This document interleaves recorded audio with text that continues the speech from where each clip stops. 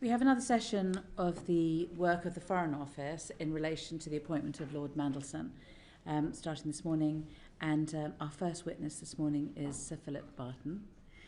Thank you very much for coming. Welcome.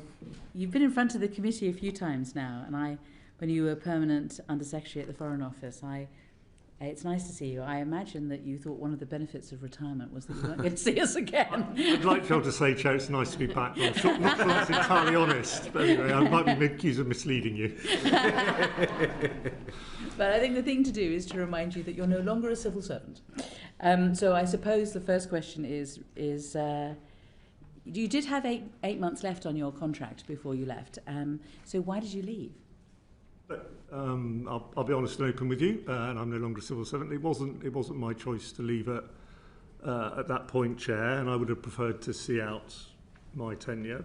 But after what I think was a very successful transition to the Labour team in the FCDO, David Lammy wanted to make a change and told me that, and told me he wanted somebody who would lead the department over the years ahead and carry out a major transformation programme. So I agreed to leave, and just to finish my thought, major transformation programme of the department means what? Well, means 25% cuts in the staff. That at the time wasn't obviously known because there hadn't been the spending review, Chair. But it's not that unusual. Just to finish my thoughts on this, for a permanent secretary to change, following a change of party of government. So I agreed to step down in January of last year. Okay. I know that you were really only properly involved in the process for the appointment of Peter Medelson for a very short time. So I think probably basically December to mid-January. But can I just take you back to a few months prior to that? Before Donald Trump was elected president, we've got Karen Pierce, who's the ambassador of the United States, a very experienced ambassador, popular with the Biden team and with the Trump team as well. We've got an internal candidate who's been there's been a process for getting a replacement for Karen Pierce when she steps down, I believe. So, as I think is clear from Lord Case's advice to the Prime Minister, yes, revealed in the papers given to the humble address, the last government decided in the first part of 2024 to hold an internal competition to find a replacement for Dame Karen, and that individual was recommended at the end of that process, but in the end it wasn't taken forward because the general election was called and the appointment process was frozen under the rules that apply on significant decisions during an election period. So it was... Oh, I see. I didn't realise it was pre-election. Right. It was before the election. Okay, cool. So let's go to late summer, early September. What discussions were taking place about an alternative candidate then? I wasn't involved in any discussions at that point. Right. And then 2 months later, we have Peter Mandelson announced as ambassador to the United States. Were you, at what stage were you involved in any discussions? Yeah, good question, Jay. I was first involved when I was in mid-December told of the Prime Minister's decision to make a political appointment as ambassador, and that political appointment was Peter Mandelson. So that was when I was first involved. It was, if I recall right, the 15th of December, so the beginning of the week that ended with his announcement. Okay. And then from the first tranche of the humble address papers, we've seen that between November the 11th and December the 11th, the Prime Minister's PPS and Private Secretary for the Foreign Office give advice. We see the then Cabinet Secretary, Sir Simon Case, give his advice, and we see the due diligence carried out by the Cabinet Office, but we don't see advice from you. I mean, it may be for members of the public. That seems surprising that you're not... were you ever asked your opinion about appointing Peter Medelson as ambassador? I mean, you were in charge of the Foreign Office. The first I was aware of the decision was when I was told on the 15th of December the first I was aware of the advice that had gone to the Prime Minister, or indeed that it was being formulated, was when I read it in the Humble Address release papers. I wasn't involved. I wasn't told a decision was coming. Would you have expected to? I think it is, well, I think two things on it. I think one is, on the face of it, it is reasonable for the head of the Foreign Office to be involved in thinking around what is our major top bilateral ambassador post. On the other hand, given clearly the Prime Minister was deciding to make a political appointment, I think it is also reasonable that civil servants would not be directly involved in discussions around what is a political appointment, because in the end that is a matter for elected politicians, and I can also see the sensitivity. So I'm a bit conflicted. I mean, clearly, I think ideally you want to have a situation where there is a tight and small circle of people who can be consulted on a big decision like this on a basis of trust. But I can also see that in the end it was a political matter, and I suspect, I have no knowledge of this, was discussed in political circles at the top of the government. In a circle of trust, do you think you'd have a place? Look, not in a political conversation, no. But in the end, this is an appointment to the most senior job in our foreign service. I was head of the diplomatic service, so I think it is possible, without asking me as a civil servant or any head of the diplomatic service, I think it is possible for them to be involved in a conversation, for example, around what are the requirements? What does the UK need in the period ahead, and that sort of thing. Even if that isn't, you're not then involved in the absolute decision-making discussions around individuals who are politicians, because it's a political appointment. John. Thank you, Chair. Can I just follow up one or two of the questions from the Chair? You said that the process had been underway for an internal competition, but come the general election, it was frozen. Once the new government had been elected, was the process not then recommenced? Well, I wasn't involved, as I said, so I don't know whether that was considered very much. Obviously, you have seen the then Cabinet Secretary's advice on that, and that's all I know about it, is that advice. The Foreign Office must have been continuing to look at potential candidates to replace Karen Pierce. The view, Karen Pierce had basically been agreed formally, as the notes say, to stay until January 2025. I took the view that actually what made most sense was to know the outcome of both the UK general election, but also the US presidential elections. And obviously there was, until the election was called, there was an uncertainty around the timing of the UK general election, given our political system, with an end point of January 2025. Karen and I had discussed, therefore, whether or not, if required, she'd be willing to stay a bit longer while we were able to see how those two elections played out, as it were. So there was flexibility. So to answer your question, in terms of September of 2024, that was before we knew the outcome of the US elections. The new government was only just in, so the FCDO and I were not actively looking at that point for candidates, because I felt we had time to see the outcome of the US elections, and Karen had shown flexibility over exactly when she ended in the beginning part of 2025. And when were you first told that it was likely to be a political appointment? When I was told of the Prime Minister's decision. 15th of December? Yes. Until the 15th of December, you had no information that any discussion had taken place, or certainly that a decision had been reached? No. And when you were told that a decision had been reached and it was Peter Mandelson, did you express any concerns about that? I was, as I say, I was told of a decision, so I wasn't asked for advice. I was told a due diligence process had been carried out, and I think this is known now, as the Prime Minister had been made aware of the risks and had accepted those risks and decided to proceed. So I then moved on to a conversation, was asked for advice on the practical steps required to meet what was the Prime Minister's decision and then the requirement around the timescale. You say the Prime Minister had been made aware of the risks, but he hadn't, because the developed vetting hadn't been carried out. So all that had taken place was the due diligence. Did you ask whether or not developed vetting had been taken out or had taken place? It was clear at that point that vetting had not taken place. It was clear to me at that point the step that had taken place was due diligence, not vetting. Can I just ask you, do you remember who it was that was telling you these things? I had a conversation with the private secretary in number 10. And did you express a view as to whether or not developed vetting should take place before an announcement? Yeah. So on that,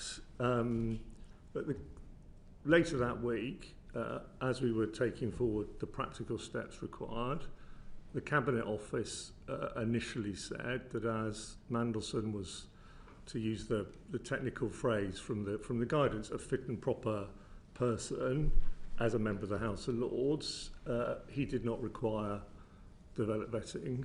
I mean, to be honest with you, I thought that was odd and insufficient. You know, I'd been Deputy Ambassador in Washington and therefore occasionally chargé, and I knew very well to do the job effectively, you have to be party to some of the deepest secrets that the UK government holds. But I also recognised that the situation was unusual, and I therefore asked for advice, although I was pretty clear in my own mind, from the SCDO security team. They came back to me after discussions with the Cabinet Office and said that their advice was that he should have DV, and I absolutely agreed with that. And by then the Cabinet Office had reflected further, and they also agreed. And that, if I remember right, that conversation started at the back end of the week of the 16th of December, at the time that the public announcement was made, and then by the beginning of the following week, just before Christmas, it was clear that that was going to be the requirement. That's what I thought, as it were, and I endorsed the advice. And at that point, Mandelson was sent the forms that you need to fill in to kick off the whole process. I mean, we have had a bit of a he said, she said on this. We've got the Cabinet Office saying that the Foreign Office asked, does he really need DV? And the Cabinet Office saying that the Foreign Office asked, does he really need DV? But you're down on the Foreign Office's side, that it was the Cabinet Office that said it first. Look, I can't promise you who said what first. Right. I know what I was told. I was told the Cabinet Office suggested he didn't require DV. There clearly, self-evidently, was some further back and forth and consideration. And, I don't want to give you an impression that when we were taking forward the DV, there were people in the centre still saying, don't do that. By the beginning of the following week, everyone was agreed that he should have DV, and therefore it was now about taking that process forward. But I've given you my account of my memory of what I heard and what I thought at the time. One thing is for sure, nobody made a note of it. In the end, these are about practical arrangements rather than things which, are under, Chair, I know you've talked in previous hearings about civil servants writing everything down, but I also agree with those who've said to the committee that actually, if you're going to get work done, you simply cannot and do not have time to record every interaction. The key thing is, what was the decision? The decision was he required DV, and that is recorded. So the decision was he required DV. That was your view. It was the view of the Foreign Office Security Department. Yet we know that prior to his obtaining DV clearance, he was given access to information which would usually require DV to have been completed. So how did that come about?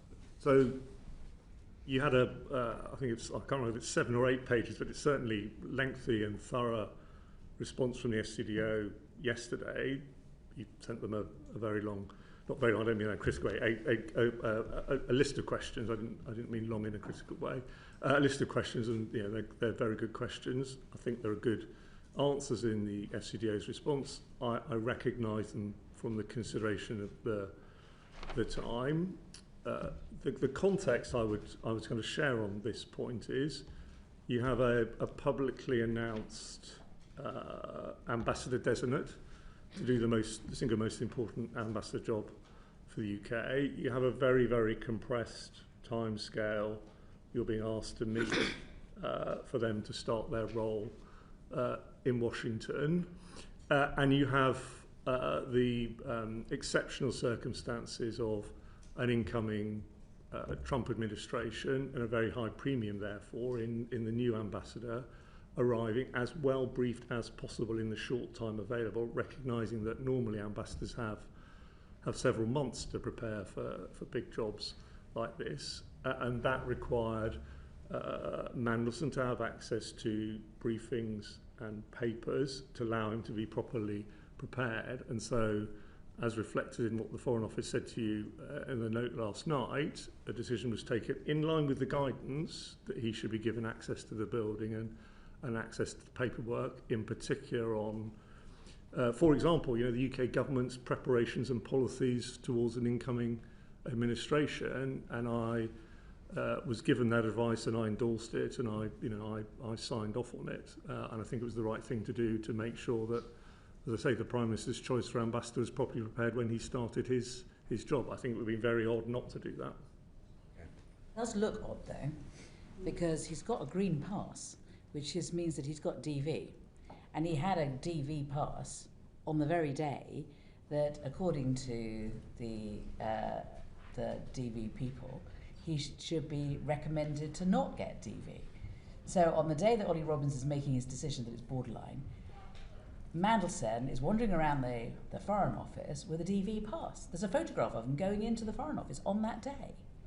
Yeah, I don't know the answer on the actual type of pass, and it was clear to everybody, and I can't quite remember what the letter from the Foreign Office last night said, was that, and it was, I think, clear at the time, was that he didn't have DV, and there were limits to what he could see and told. And again, I do think this is in the letter last night, but I can't quite remember. I do think there was a process in place to tell people who were going to brief him that there was a certain level of classification they could go up to in talking to him, and they couldn't go beyond that because he didn't have DV clearance. Okay. Can I just one final question? Just coming back to the answer you gave to the chair about your leaving your post. You said it. David Lammy told you that he wanted to make a change because of the transformation programme. Yeah. Do you believe that your concerns about the way in which Peter Mandelson had been appointed had any influence on the decision to ask you to leave early? No, for a simple timing reason. I mean, I announced to the department I was leaving on the 4th of November 2024, and I didn't know anything about Mandelson until the middle of December. So the answer is straightforwardly no. Afri, you wanted to follow up? Yes, thank you. So I just wanted to check with you. I mean, obviously, despite being head of the diplomatic service, you obviously hadn't been asked by Number 10 or the Prime Minister directly or indirectly your view on Peter Mandelson's suitability for the role. Had you been, would you have wanted to raise, or would you have said you had concerns about the reputational risks that he carried? I think that is genuinely a really hard question to answer, because hindsight is a fantastically wonderful thing, and it is hypothetical. But let me have a go at what I was thinking at the time. I mean, firstly, it's just worth repeating. At no point did anyone consult me, ask me. I was presented with a decision. There was no space, and told to get on with it. There was no space for dialogue. You know that. I think, look, it is the most important job we have. I had been deputy ambassador. I knew the US well from 10 years previously, and obviously worked a lot on the United States throughout my diplomatic career. So I think I had a sense and an understanding of US politics, which gave me an idea of what might or might not be a problem further down the track. And so I had a concern at the time, was a part of me that had a concern at the time that I don't know anything that wasn't in the public domain. Obviously we know now a lot more about Mandelson's links to Epstein, but I had a concern that a man who, demonstrably from the public record at the time, and it's clearly much bigger than we all knew, had a link to Epstein, and that Epstein, through both the presidential election campaign in the US and more generally in US politics had been and was a controversial figure, and I was worried that this could become a problem in future, not because I was expecting that we were going to find out more, because to be honest I wasn't, and who would necessarily know, but much more I just thought that it was a potentially difficult issue politically in the United States. So that is a very candid account of probably what I was thinking at the time. But there was no space or avenue or mechanism for me to put that on the table. A decision had been taken, and it was a political decision. I mean, you mentioned, of course, the links to Jeffrey Epstein, which were in the media at the time. Did you have concerns about Mandelson's business relationships with China or Russia? So please don't laugh, but I really didn't actually follow what Mandelson was up to in his business relationships. I kind of knew about him when he was a government minister, so I didn't sort of have it right in front of my face, and I didn't see the due diligence report. What the details of those were. What I would always believe in is a vetting process to look at issues which might affect national security. And obviously you know the United States very well. Your previous diplomatic role there, you probably had links with people who are out there. Were you aware of any views that were expressed by the President's transitional team about concerns about Mandelson being given that post, or about Dame Karen Pierce being moved on from the post? Well, I think there's quite a lot already in the public domain. There was, at least one tweet from someone close to Trump, reminding people of what Mandelson had said about Trump many years before when he was president. Previously, I think those around Trump felt blindsided by the announcement at short notice, shall we say, and it was clear also that Karen and her team had done an excellent job in establishing relationships and access to President-elect Trump, and also when he was a candidate, doing their jobs. That's a hard thing to do, particularly in the political climate in the US, while maintaining good relations with the current administration. And Trump, again, on the record, had said that he'd like Karen and work well with her and be happy for her to stay. So that's a rather long-winded way of saying yes. Thank you. Can I just on what you were saying earlier about the DV and the access point? It's just to be fair on you, it is page 5 of the, Thank you very much, Chair. statement I appreciate your help. Followed. It's paragraph 5, and it's where I believe that it says Lord Mandelson's private secretary should in advance inform people that he was meeting that they knew he did not yet have DV clearance. Thank you. Okay. Richard. Thank you, Chair, and thank you, Sir Philip, for returning to the Foreign Affairs Committee to give evidence. The Prime Minister's National Security Advisor, Jonathan Powell, was reflecting last September on the discussions that were had in government the year before about Lord Mandelson's appointment.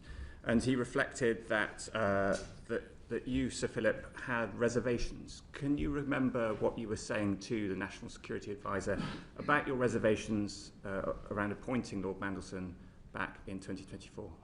I think it was very much along the lines of what I just said around the possibility of his known connection to Epstein causing an issue subsequently.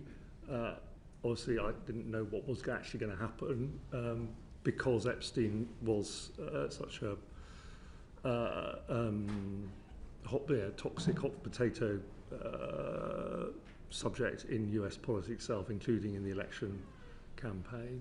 So that is what I recall thinking at the time, and I can't prove this because I don't know what Jonathan was thinking when he said it last September, but my instinct is that's what it refers to. Okay. And then thinking later on that year about the Number 10 operation, do you recall any dismissiveness in Number 10 about the importance of vetting, and if so, how was that communicated to you?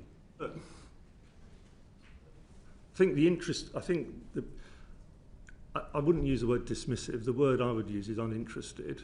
I think, people wanted to know that all the practical steps required for Mandelson to arrive in Washington on or around, by or around the inauguration date needed to be completed, at pace, as it were, and that was it. The interest. I mean, no one, to be honest with you, no one said to me, "Look, Philip, the Prime Minister knows there's some risks around this. Can you really make sure that the vetting's done rigorously?" I mean, it's always rigorous anyway, but that wasn't the sort of thing being communicated. The sort of thing was, fine, he needs vetting, make sure it's done in time. Okay, thank you. Last week, when Sir Ollie gave evidence to the committee, I said that Sam Coates had reported words around "just to prove it," and I need to correct the record slightly, because Sam Coates didn't actually report that. He didn't file a report. He did discuss it with a member of this committee. He didn't actually put it in writing. It didn't get off the cutting room floor. But it doesn't take away from the fact that his reply made plain that he had a strong sense that there was an atmosphere of pressure and a certain dismissiveness about this developed vetting. Could you comment on that atmosphere of pressure as you understood it in late 2024? Can I just say one thing about the non-reported phone call and use of a particular work? I think it's important. I say this. Look, firstly, I didn't receive any direct calls from the Chief of Staff during my time as Permanent Undersecretary, so there was no call at all. So my interactions with them were always when others were present in a general meeting. There weren't very many of those either. This story or versions of it has been in the media persistently, or floating around the media since last September. There's different versions, sometimes involving a swear word, sometimes not. And I've really racked my brains, and I cannot recall Morgan McSweeny swearing in a meeting at me, or indeed just in general. And so I don't see any substance in that part of it. And I think it's important I say that this morning, given how many people have come to think that might be true. In not answering your question, I've slightly forgotten what your actual question was. I know I didn't answer it. I did that on purpose. But can you just the headline at the end of your question? Sorry. So Ollie, when replying last week, said that there was an atmosphere of pressure and a certain dismissiveness about this DV process, and I wondered if you could comment on the atmosphere of pressure, please. I think where I would start is on the 18th of December, I received a letter from the Principal Private Secretary to the Prime Minister, and it's the one released as part of the humble address. I didn't receive letters from the Principal Private Secretary to the Prime Minister very often. Most of my dealings was with the Foreign Affairs team in the Number 10, as you'd expect. And the letter, as you know, basically says the Prime Minister has decided, and it then goes on to say, please could arrangements be put in place, was to that effect, for a handover by the inauguration, a very compressed timescale, and that in effect is the top of the government saying the Prime Minister has decided he wants Mandelson's ambassador, and he wants it done in that timescale. So that is what creates the pressure. There were conversations around progress. But I think no one in the FCDO working on this can have been any doubt of the urgency of the issue and the importance that Number 10 and the Prime Minister attached to Mandelson being in DC in very short order. Can I help you? On page Yes. 22 of the bundle that's in front of you, the letter is there. Yeah, no, I've got, thanks, Joe. I've got the letter. I mean, it's clear. I mean, it's clear. Please would you take forward the necessary arrangements at pace. We would like to secure Agrimor as soon as possible, the formal agreement of the US government as it were, in terms Read of the end of the sentence. as soon as possible to enable a handover in advance of the US inauguration. In advance of the US at that point, inauguration. that was the ambition at the start. He's given the job on the 20th of December, and they want him at the US inauguration on the 20th of January. Correct. So you have a month. Yes. Sorry, does that answer your question? It does, thank you. And I have another, and it relates to that time in December. And I just wanted to sort of try and get an idea for some of the events that were happening in December of 2024. The Prime Minister gave a speech on the 5th of December where he talked about the tepid bath. And just to recap for people not familiar with it, he said that people in Whitehall are comfortable in the tepid bath of managed decline. The implication was that the civil service was satisfied to stagnate and was not sufficiently reactive to political direction. I wonder whether that had any influence on the culture and the way in which the civil service was reacting to pressure around this political appointment. I honestly don't think it did, actually. I honestly think the FCDO, once it was clear a decision had been taken and had been through the formal sign-off process with His Majesty the King, did what it always does, leant in and did its level best to deliver ministers' ambitions, in this case the Prime Minister's ambition. I think that would have done that whether or not the Prime Minister had made a speech about the civil service earlier in the month. To be honest with you, I think that's, actually think the Foreign Office and all the officials involved in the Cabinet Office and Number 10 as well. I mean, they all acted, in my view, certainly the ones I was collaborating with, in good faith at the time to try and deliver a very, very ambitious ask in terms of the timescale, because that was what the professional thing to do. One more, Chair, if I may. The Prime Minister said at PMQs last week that, quote, no pressure existed whatsoever in relation to this case. How can that be squared with Sir Ollie's evidence last week where he said that there was a strong sense that there was an atmosphere of pressure? I don't think it's for me to do evidence squaring, and obviously there's going to be other conversations around this, and I don't know who may or may not be asked to consider it in more detail. I'd have to ask you, what do you actually mean by your question? And the reason I asked you that, I'm not being difficult, because I think there's two possible questions here. Question one is, was there pressure on the substance of the DV case?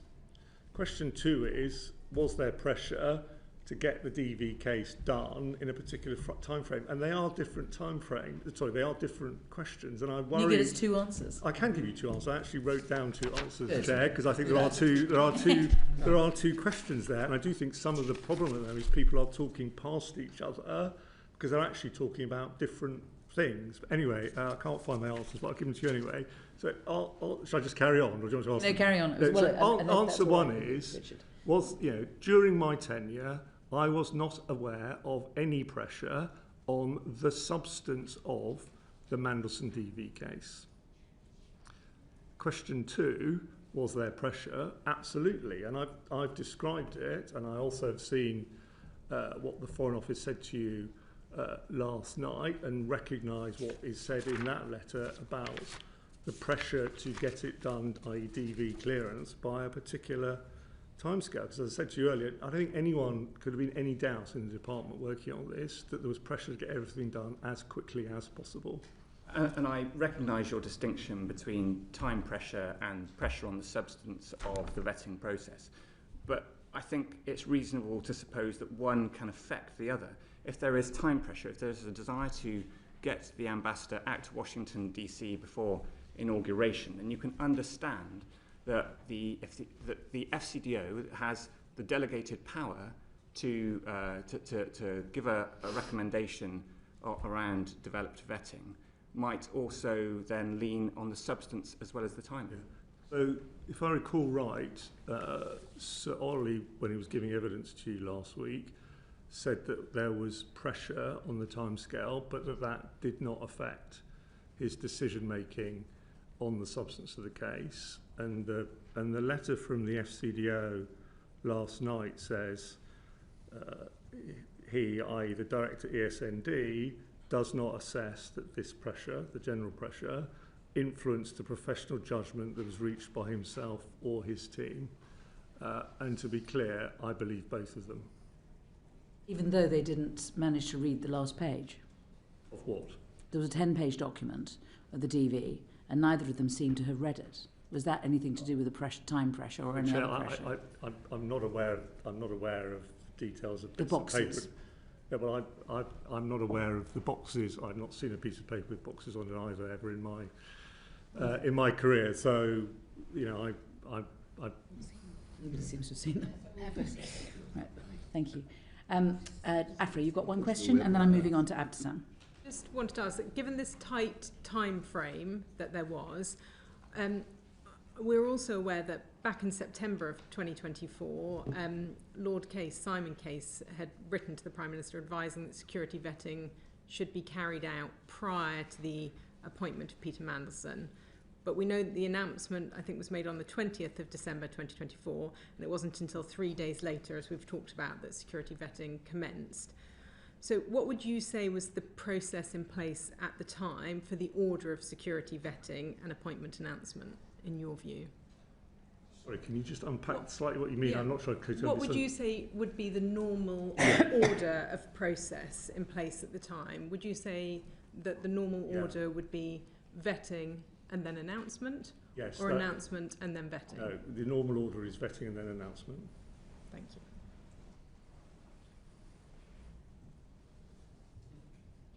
Do you have any idea why it went the other way around? No, the timing of the announcement was driven and decided by number 10. Okay, thank you. Abdesam. Thank you, Chair. So just following on from colleagues' questions in relation to pressure, what did that look like? I mean, were you receiving regular phone calls? Yeah, so, I mean, I think it's important to, I'm not going to repeat myself, but it's important to remember the overall framing, in a sense. You know, you have the letter from the Principal Private Secretary, I won't repeat myself, but that provides the overall context. There were meetings in that week with number 10. There would have then have been regular progress chasing.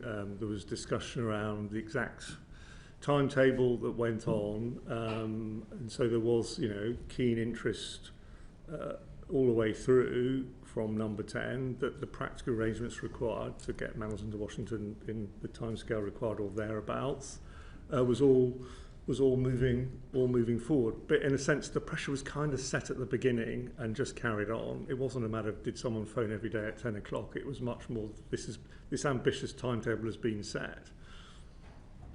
You referenced earlier Cabinet Office as fit and proper exemption, and you said that you thought this was odd and insufficient and unusual. Did you reference your concerns to number 10 or to the Cabinet Office?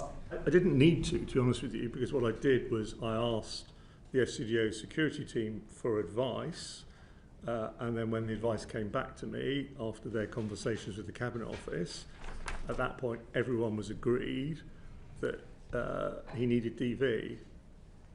So there were a number of emails that came out in the humble address subsequent to, well, prior to Mandelson being appointed. Was it normal for number 10 to be sending emails to prospective candidates? No, I mean, I think, to be honest, I would cite, I mean, there's, you know, for example, if I remember right, and I can check if you want, Chair, but if I remember right, one of the emails attached conflict of interest forms, which would normally be a departmental matter, and it was in the end agreed that the conflict of interest should be done by the FCDO. I think the fact that number 10 was at all points trying to accelerate arrangements was a strong signal of the time pressure that everyone was under. They were also trying to play their part. They were, you know, stepping in to do things which might in the past have been left to the FCDO. Mm-hmm. And in one of the emails it references that you had a discussion with Mandelson. What was that discussion?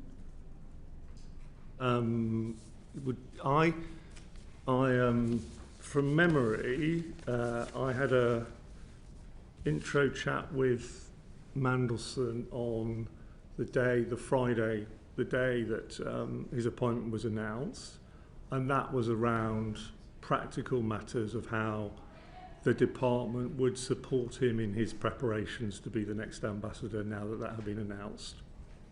Okay. And in one of the emails it references that an iPad, laptop, iPhone was given to Mandelson. Is that usual practice to give to somebody who is not yet cleared? It's not usual, but it's not unprecedented. Okay, and the emails also referenced that he'd had briefings from senior officials at the FCDO. Were you aware of the content of those briefings? I didn't, because obviously I wouldn't have had time. I wasn't aware of the precise every bit of it, but I was aware of the subjects that we were choosing to brief him on, and there was a kind of what you'd expect, a proper professional process run by the team in charge of our relationship with the United States to give him access, particularly to briefing on US government policy towards the incoming administration across a range of issues. And I remember seeing the list of issues, and I probably looked at it and thought, yes, that looks like a sensible list. But I didn't look myself at the briefing and wouldn't have had or expect to do that. In none of the emails it makes reference to him being subject to cleared vetting. So it's almost as though he's got the job and we're just going through the process. Was there anything in any of the documents that said this is all subject to satisfactory DV? As far as I recall and am aware, the first time the documentation shows subject to DV is when the FCDO sent him what is a standard form of words for people who are going into jobs. I'm not aware of any other references in the documentation. I mean, would it be right to assume that had the final clearance been, would you foresee a situation where the final DV had been refused, that would have been rejected by the Cabinet Office? I mean, I can't foresee a situation where that would have happened, given how he was treated, and all the emails have implied that he has the job. Would you have foreseen a situation where it could have been refused? Sorry, I'm not sure. What do you mean by that? Do you mean, is it a possibility, or do you mean... Could it have been a possibility? Well, I think, you start a vetting process. There has to be a possibility that at the end of that process someone is deemed not to meet the standards to have develop national security vetting. Might have happened in this situation? I mean, I don't know anything about the substance of the vettings. I really, I don't. I'm, sorry to say this again, a bit repeating what I said earlier. I at the time follow very much about Mandelson's wider life. I mean, it's not an impossibility. Thank I mean, it would have been a crisis if we got to the point where he had no vetting clearance. That would have been a crisis. Self-evidently, a publicly announced political appointment as the next ambassador to Washington, not being able to go, that would have been a big problem. But, I mean, presumably the DV is done with an open mind. And it's done with an open mind whether we're going to do DV, and if you fail it, you're not going to get the job. And so I think, the question is that there's an email which says that he's going to get briefed in person from the 6th of January onwards, including on higher tiers. Presumably that means equivalent of the sort of information you'd get if you got DV. He's got a pass for people who've got DV. This is before he gets DV. He's on the payroll from the 14th of January. I mean, it does all look like he's got the job already. He got the job in the sense that he'd been announced by Number 10. The paperwork had gone to His Majesty the King. He'd been announced by Number 10. We were seeking the agreement of the US government. So in that sense, he had got the job. What's the point in the DV? Because to do the job, as I said, sorry, I should take the irritation out of it. I'm not irritated, but because to do the job effectively, you have to be able to have access to information that is of its sensitivity requires DV. So that's why he needed DV.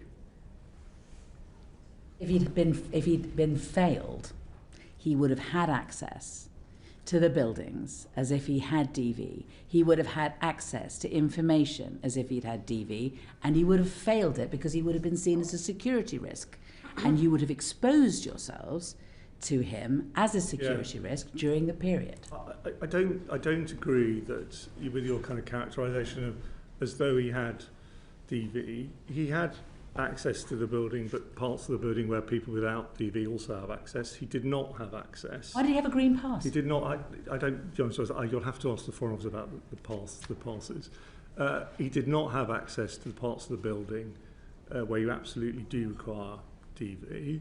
And on the paperwork, and I think this is in the Foreign Office letter, he had access under the rules as allowed as a fit and proper person and a member of the House of Lords. He had access to papers up to a certain level of classification. He didn't have general access. He wasn't able to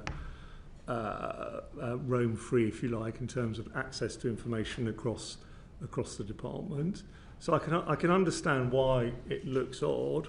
I actually think it was the right thing to do to ensure at the time that in the short time scale that had been given, he could arrive in Washington properly prepared. The alternative would have been that we would have had an ambassador to the United States turning up not properly or fully briefed on the government's policies towards an incoming administration, and that would not have been right. It wouldn't have been proper for the Foreign Office to operate in that way. So I'm comfortable that it was the right decision at that point in time to give him that limited access under the rules. So is this a fair way of putting it? That given that he'd been offered the job on the 20th December, and you've got Christmas and New Year in the way, and he's got to be getting to Washington by the 20th of January, you were doing everything that you could to accommodate him being ready for that date? Within the rules. Was there a contingency plan in place for what might happen if he wasn't granted security clearance? No. Not done. Yeah, Edward. Sorry. Edward. Thank you, Chair. So, Philip, you said that you were informed by the Principal Private Secretary in number 10 on the 15th. 18th. On the 18th. Sorry, I know the word principal. I was informed by a private secretary number 10 on the 15th. On the 15th, yes, that the Prime Minister wanted to appoint Peter Medelson. Yes. Was that a conversation? Because there's obviously then subsequently the letter. Yeah, I was phoned up. You were phoned up. The letter just references the desire to appoint Peter Mandelson. Your letter to the Private Secretary, to the King, says that the Prime Minister has indicated his intention to recommend a small number of political appointments. So when you had the conversation on the 15th, that presumably was that the PM will make a number of appointments. To be honest, I can't recall. I don't think it did. I think, to be honest with you, I think that the first sentence of my letter, that was a catch-all sentence, which I think was the way it was described to your colleague in your hearing with Cat Little. It was non-specific. It was a non-specific general catch-all rather than because I was being told there's more coming. Well, so obviously in his evidence, Sir Ollie Robbins said that he was asked, or another name was floated to him, Matthew Doyle, and not only that, he was asked to keep that information from the Foreign Secretary. If not during the conversation on the 15th, at any subsequent point were any other names floated to you for potential political appointees? Not by the Labour government. And the first I knew about Matthew Doyle's when Sir Ollie gave you evidence. And in any conversations with number 10, were you ever asked to withhold information from the Foreign Secretary? Ever? Well, okay, so with the current administration, we should put on the record, you have served under 4 different Prime Ministers. So let's establish at any point during your tenure as PermSec, were you asked by a number 10 organisation to withhold information from the Foreign Secretary? How usual is that for that request? I mean, I'm worried that everyone's going to think that the centre of government spends its whole time sort of conniving behind the backs of everyone else in government, and that's not the reality. The reality is, people trying to get on with delivering the business business of the government, the vast majority of the time.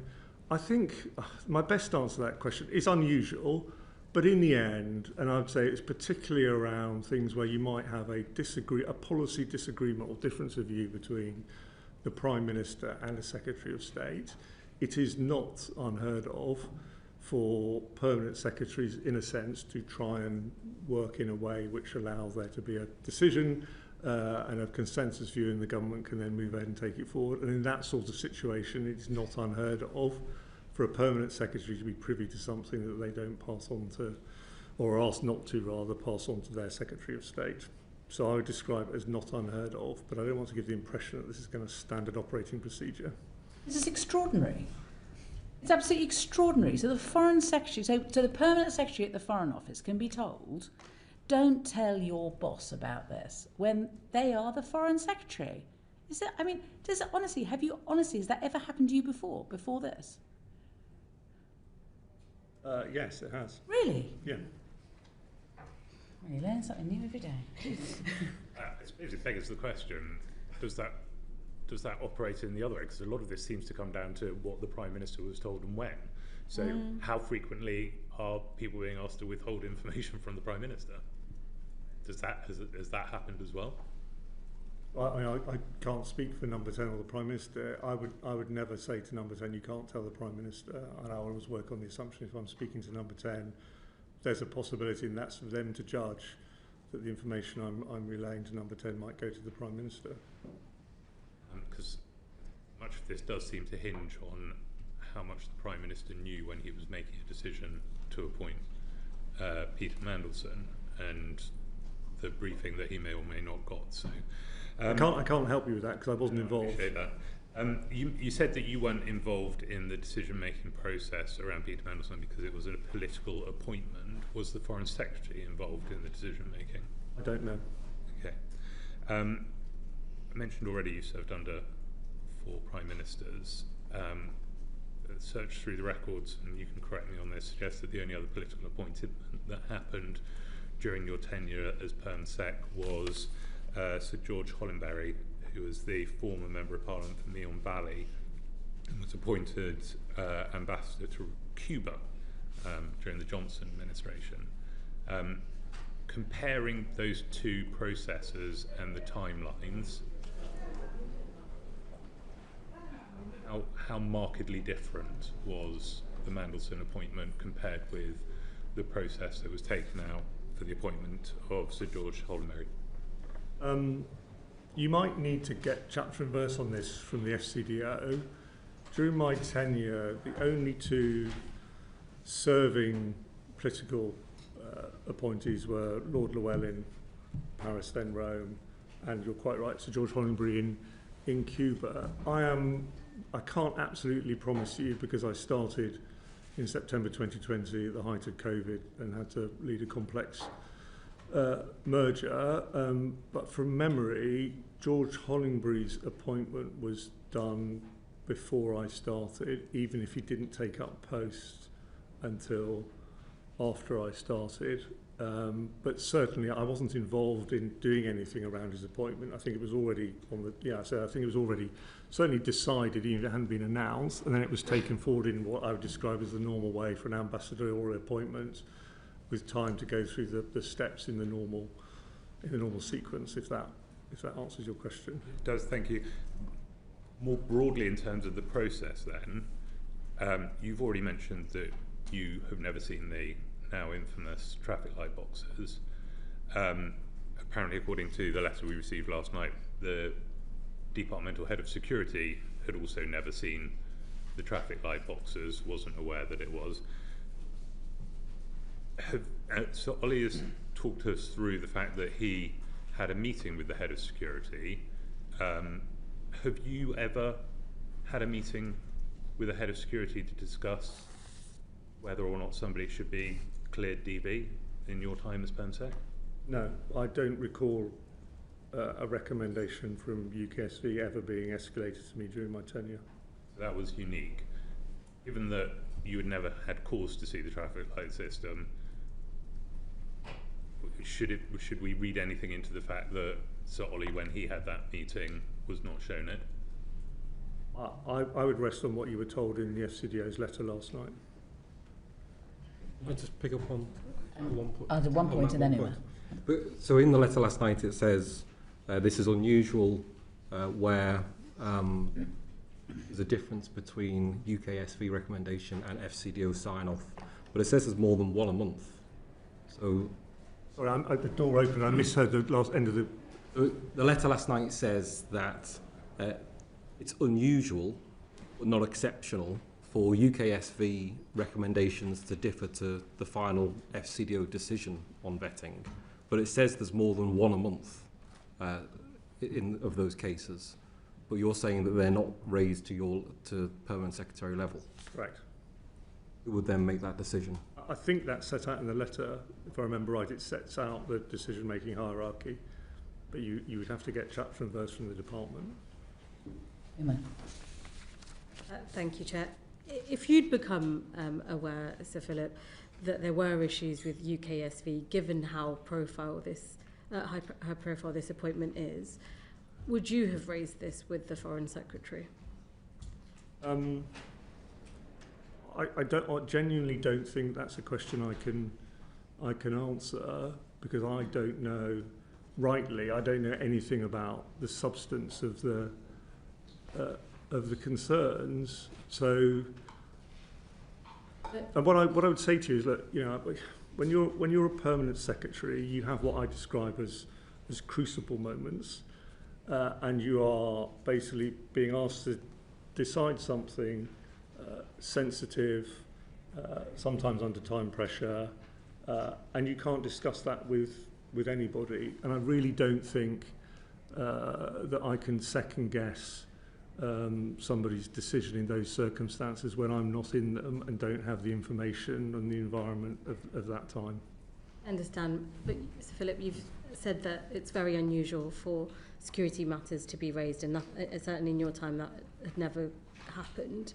Given how unusual it was, and given the media spotlight on this already very controversial decision to appoint Peter Mandelson, and looking at that Civil Service Code of Conduct, well, there's an expectation for ministers to be briefed properly by the civil service. Would you have exercised your judgment to say, actually, this is one of those times I perhaps need a conversation with the Foreign Secretary? Yeah, you know, I can't, genuinely, I'm not being difficult. I genuinely can't answer that question in the abstract without having the briefing, knowing the information, knowing where, you know, I can't tell you what I would have done. I just actually don't know. I understand. Do you recall your conversation with Ollie regarding the handover of this decision? And in that conversation, did you discuss any of the pressures, whether that be time pressure or the kind of political pressure?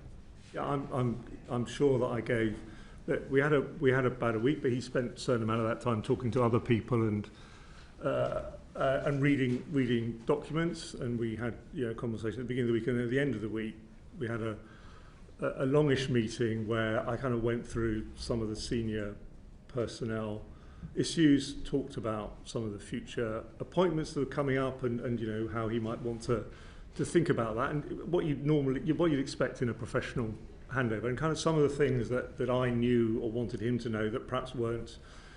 You know, I was probably the best placed person to actually tell him all of that, and so I did, as part of that, describe to him in headline terms the process that had been through and where we got to in the appointment of Mandelson and the preparations for him to arrive in Washington. And as part of that process, did you raise any concerns that you had personally about this, or any of your risks that you thought may arise as a result of it?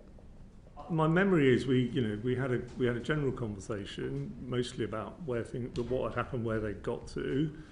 The one thing I do remember discussing and agreeing with Ollie is how we would handle the conflict of interest form. I'd seen a draft of it and had commented on it, but it was, and Ollie and I agreed this, it was, I felt and he felt, something that wasn't sensible for me to sign off in my final week, not least because he was going to have to justify whatever anything was in there. So I do remember a conversation around how best to handle the conflict of interest in the transition from me to him. Understood. In your earlier answers, you spoke to the chair about the pressure to get the ambassador in post before the inauguration, and Christmas and other time pressures notwithstanding, that's why you did the process as you did. Would you have briefed anyone else who is considered for that post if they weren't a political appointment? Let's say it was not Peter Mandelson and it wasn't a political appointment, but you knew this was the most likely candidate. Do you think that same thing would have happened? Yes. Okay. And on this announcement, you said that the normal order was the vetting to happen first and the announcement second, but obviously you say it's Number 10's decision for it to have gone in this order. Did you know that that was going to happen? Were you aware that it was being announced? When did I know it was going to be announced? I think probably by the 18th of the end of the 18th of December, certainly by the morning of the 9th, on the 9th, either the end of the 18th or beginning of the Thursday, I knew Number 10 were going to announce the following day. And did you warn of any risks of proceeding this way? Did you speak to either the Foreign Secretary or anyone in Number 10 or anyone else in the department? Well, the die was cast, to be honest, so I think we had a discussion around practicalities. There wasn't any intervention from you as... In what regard? That there are risks of proceeding this way, that the normal process is the vetting happens first and the announcement second, and by going ahead with this timeline, that's not the normal process, and at Number 10 and the Foreign Office could be open to criticism and or process. I mean, to be honest, I think that, as I say, the die was cast, the Prime Minister had decided, the timetable was set, Number 10 wanted to announce. Thank you. I still don't understand this, because if the die was so set that you weren't in a position to say, I don't think this is a good idea, I think you should do DV first before the announcement, and yet you say it still wouldn't have been a problem if you'd failed as DV, we would have announced that. I think the difference is if there'd been, and I'm talking in the generic here, obviously, because I don't know anything about the substance, but generically, if there'd been sufficient material, in any case, you've got, you're talking about the beginning of the process and the end of the process. You're talking about, beginning of the process is one thing. End of the process is a different thing because you've got a body of material. I think who have I got next? Alan for one. Oh, sorry, Fleur. and I've got Alan for one question, and then I've got Fleur. Thank you, Chair. Sir Philip, I should put on record that you and I worked briefly together when you were High Commissioner to India, and I was Her Majesty's then Trade Commissioner, a job for which I had to get DV. Before Nice to see you again. Nice to see you too. The issue we're struggling with in part is judgment, and one of the main problems is that initial judgment to appoint Peter Mandelson was flawed. Some are trying to say that the FCDO process, the vetting process, could have corrected that flawed initial decision. But is it fair to say that when you look at Ian Collard's response, politicians inserted enormous risk into the system by appointing Peter Mandelson, and what Ollie Robbins and the FCDO did was use their processes legitimately to manage that risk? Or do you think they were outside of that standard FCDO process? I don't know anything about the substance, and I have no view, therefore, on judgments arraigned around the substance. I do think what they did, as I understand it, was within the process. Thank you. Thank you, Chair. And thank you very much, Sir Philip, for coming to give us evidence today. I've got some questions about the due diligence part of the process. Were there any other FCDO appointments like this when you were told about the due diligence and it was an FCDO appointment after the due diligence had been done? I'm not aware, for ambassador jobs, of any due diligence being done of this sort of form. It's not part of a normal civil service process. So I don't recognise it. In your experience, have you had experience of people not passing due diligence? So is it a process which is a pass or fail then? It's not a process. It's not a standard process. I mean, the closest I can come to is, for example, this may be a total red herring, so if you want me to stop, I'll stop. But recruitment for non-executive directors of departments. But obviously outsiders, because that's the point.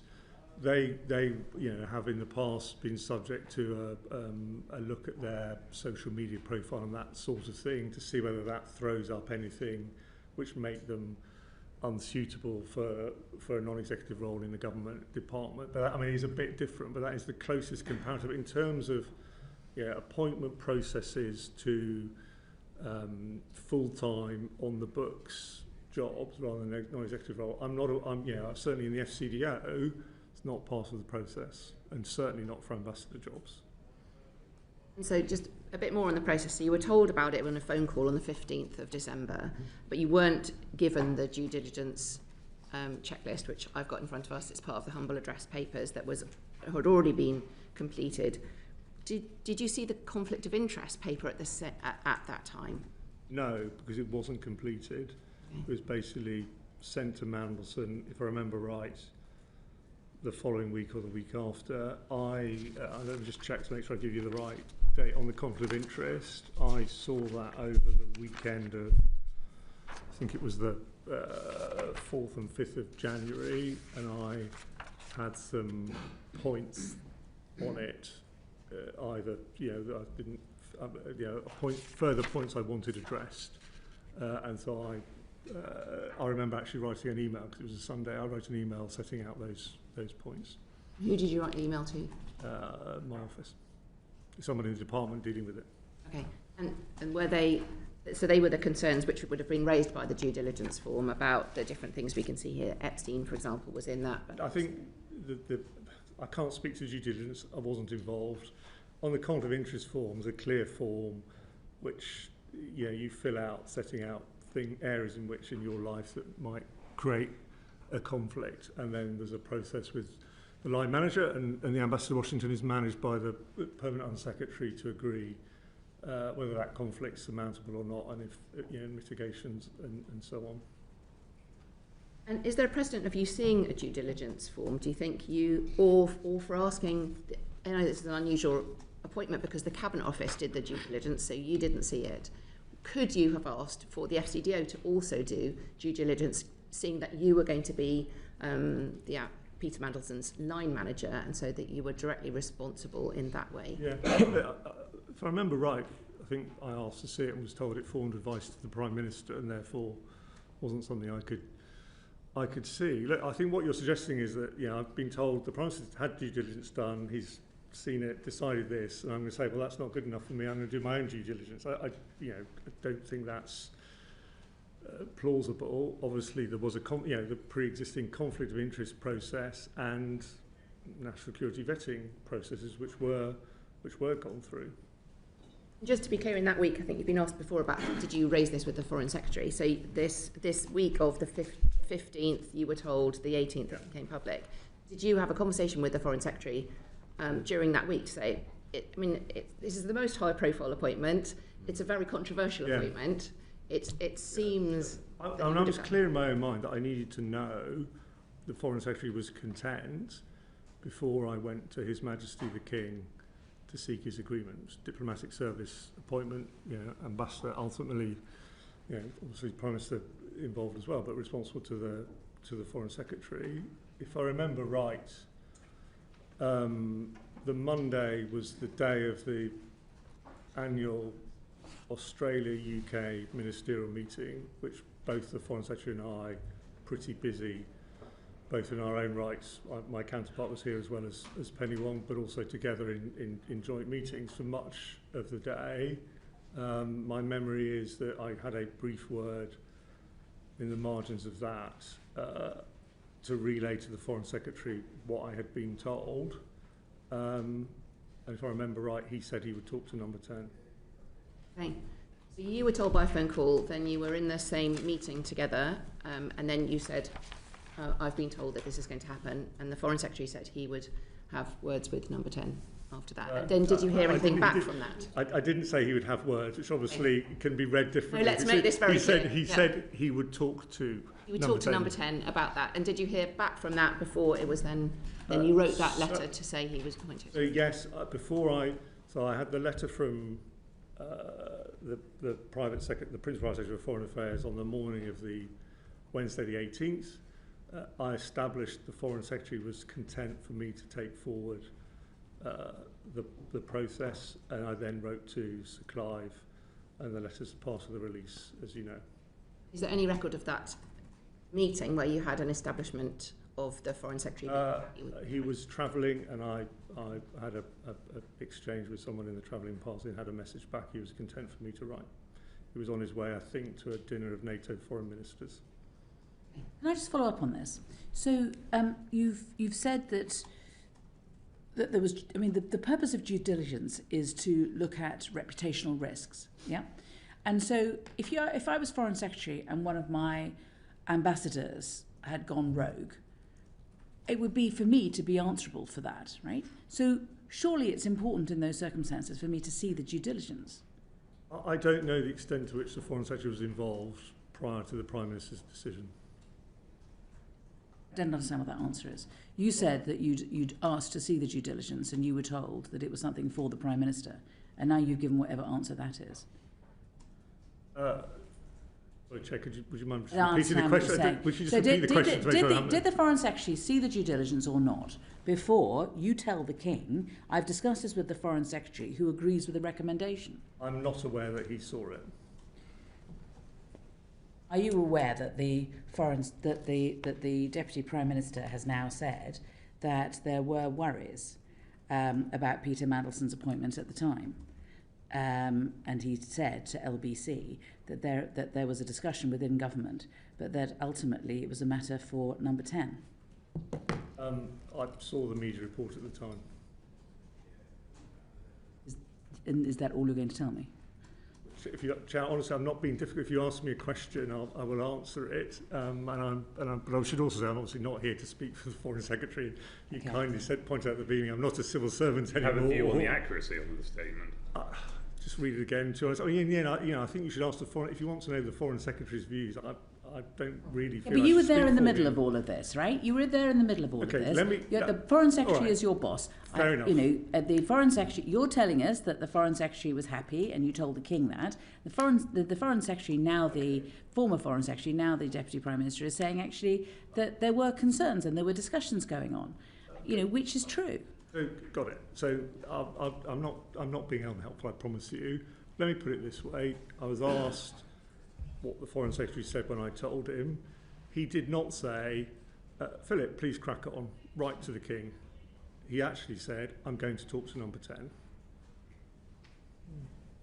That's it.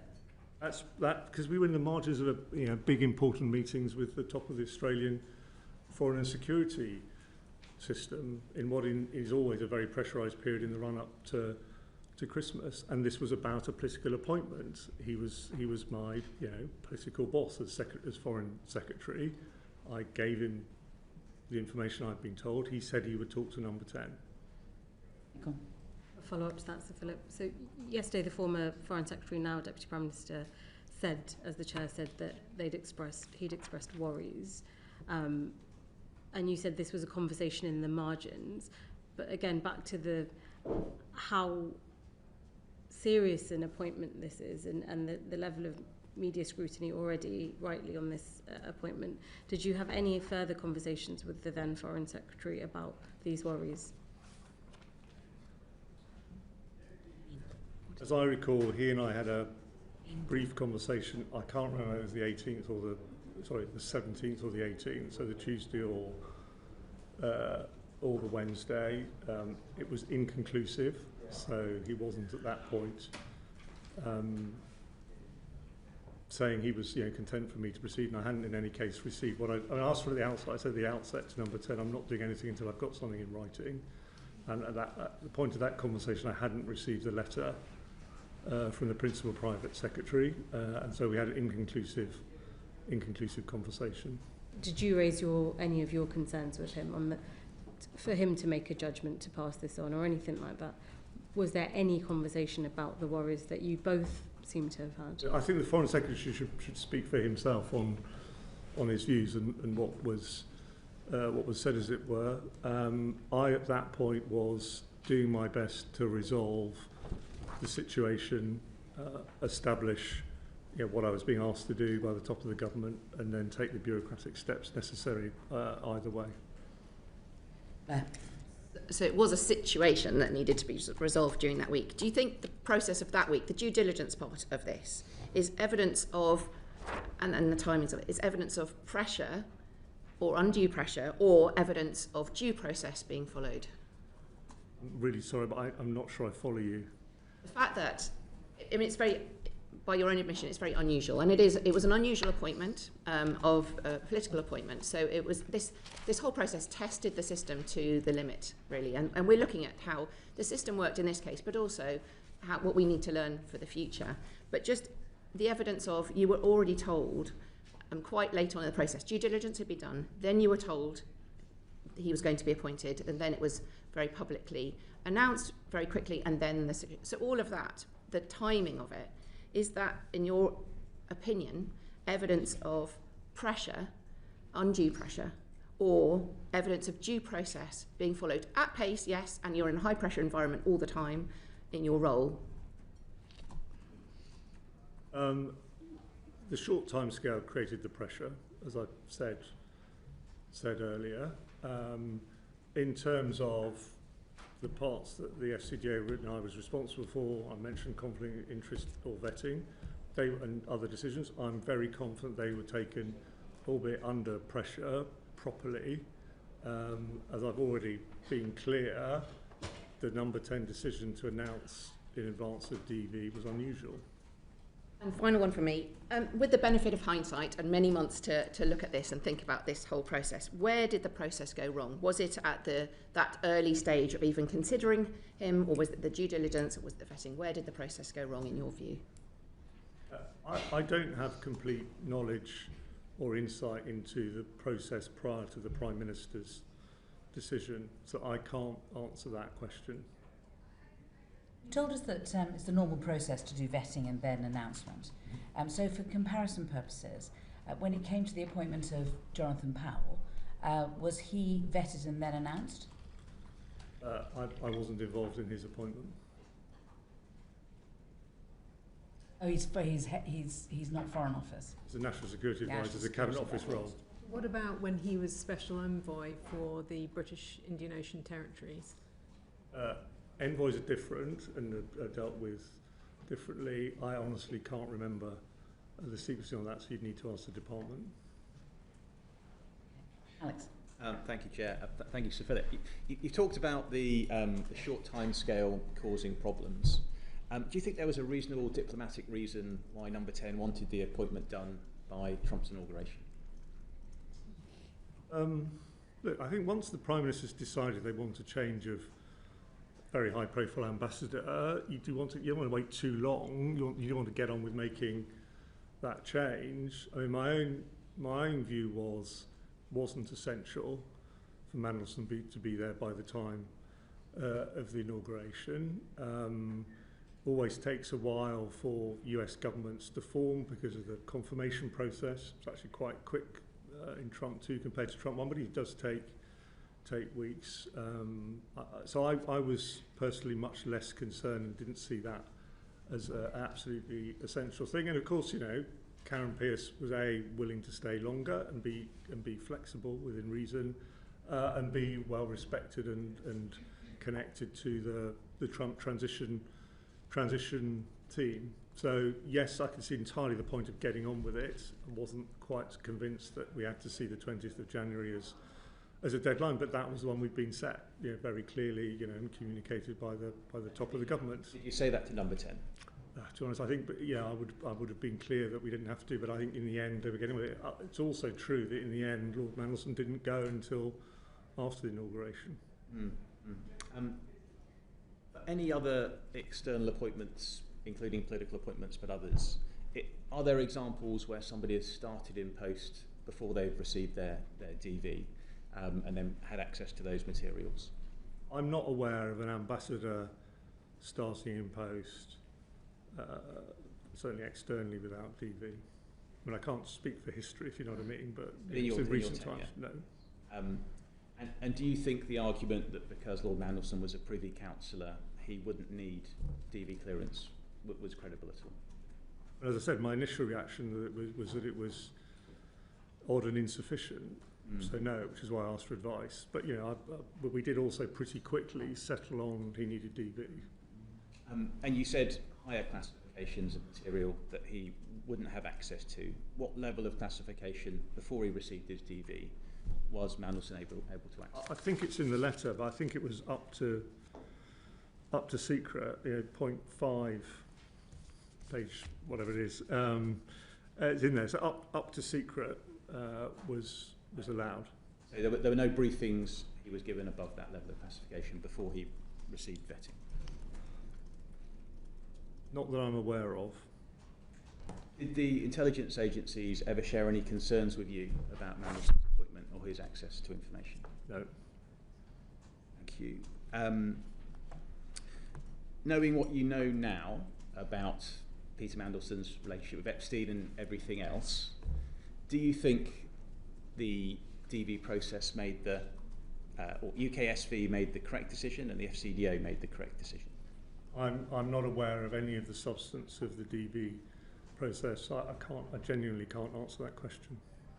Does it change your view on the appropriateness of political appointments to ambassadorial positions at all? I mean, this one self-evidently hasn't worked out, but Lord Llewellyn was a brilliant ambassador to Paris and then Rome, and George Hollenbury did a good job in Cuba, and the Prime Minister and the Foreign Secretary are absolutely entitled, and it's explicitly allowed for in the legislation, to make political appointments. So I don't have any objection. I mean, clearly, when I was head of the diplomatic service, I was head of the diplomatic profession, and inevitably you kind of, you're not quite chief. You're head of the tribe, even if you're not chief trade unionist. So, within reason, they're a good idea. But personally, as a diplomat, I would argue that a vast majority of jobs should go to diplomats, but they have been successfully used in the past. Okay. And finally, do you think the Prime Minister's statement that full due process was followed is a fair description of what happened in Mandelson's case?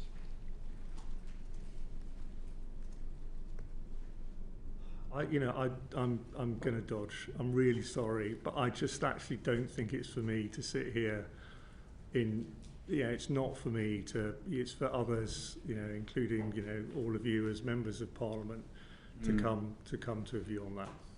So as your permanent secretary, would you have said in another case? Okay, let me, I mean, I'm not going to answer your question. Let me describe what I've said to you in my own mind to you today. So as I said, I think the processes, the FCDO, the bit I was responsible for, followed up until I stepped down on Sunday the 19th of January. That was proper process, done at pace as we were asked. It was unusual, and I wasn't involved in this, I was involved but not responsible. It was unusual for the announcement to be made before he received DV. Thank you, sir. I've got a question from Edward and from Afra, so let me go to Edward first. I think it sort of follows on from what Alex was asking you, Philip. You're requesting to see the due diligence report. You're flagging to the Foreign Secretary that you have concerns. So Ollie in his evidence told us that this was the only time in which the Security Department requested to see him in respect to whether or not to grant clearance. You've told us that during your tenure there was no situation in which you'd met with the Security Department regarding granting clearance. Is there any precedence for this number of red flags to be raised on an appointment? I think that's really an impossible, I'm sort of tempted to I don't know, that's a really an impossible question for me to answer. If you're talking about, no, it is, because any appointments, You don't mean to narrow it down. Previous governments of different political persuasions over time have made, shall I say, not the smartest appointments in a whole different areas. But if you ask me, if I reframe your question as around an appointment to an ambassadorial role during my tenure, then the answer is yes. Or no, rather. I mean, not as many, whichever agrees with the thrust of your question, but that's yes or no. Okay. All right. Good answer. Thank you. I just wanted to ask a very quick follow-up question to one of the ones that Alex talked about to do with the types and levels of classified information that Peter Mandelson saw prior to going out to the US. Would you have expected the ambassador to the US to be briefed on and to know what was in the China audit? So I'd left, unfortunately, before the China audit had been completed. So I'm slightly hamstrung by knowing the absolute classification of that and quite how because some of the things about our China policy obviously are very, very highly classified. So I'm not ducking, but I don't really know, because it may be actually there was, and it also, if I remember right, it wasn't complete at that point. Mm-hmm. It wasn't completed before I left. So my guess is on China, Lord Mandelson would have been told a fair amount, but there would have been some things which were a higher classification that he wouldn't have been able to know until later. But I'm surmising rather than knowing, to be honest with you. I mean, so I completely understand that. You said you're guessing that. But were you aware that it was expected that briefings would include some information about the work that was being undertaken as part of the China audit? I would have expected him to have been briefed on the evolution of the government's policy on China, so that he was ready to talk to the US administration about the UK government's policy on China, i.e. doing his job, and that must have included, therefore, him being briefed on where the government's audit of China policy had got to, if that answers your question. So you said basically yes. Thank you. Alan and then Dan. Thank you, Chair. Sir Philip, was the correct process followed in the dismissal of Ollie Robbins? Save the easy questions for last. Look, I don't think I can answer that question, and it's clearly going to be a matter of, or may become a matter of formal legal dispute. I guess what I can say is when I was Permanent Under Secretary, there were a number of very serious disciplinary cases during my time leading to dismissal, and they all involved some process. But only the Prime Minister, Sir Ollie, and those involved know what happened, and I don't. So I can't answer your question. But in your cases, you would probably see someone suspended and an investigation taking place, or something as summarily dismissal as we've seen. In a serious gross misconduct case in the FCDO,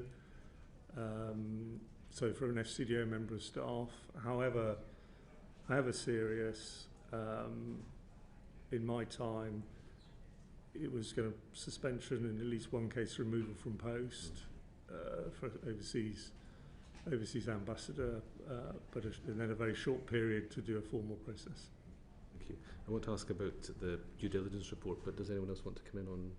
I think Uma wants to come in on the back of that, if you don't mind, then we'll go back to you again. Thanks, Chair. The question, Sir Philip, on the judgment about the reasons for why Sir Ollie left post.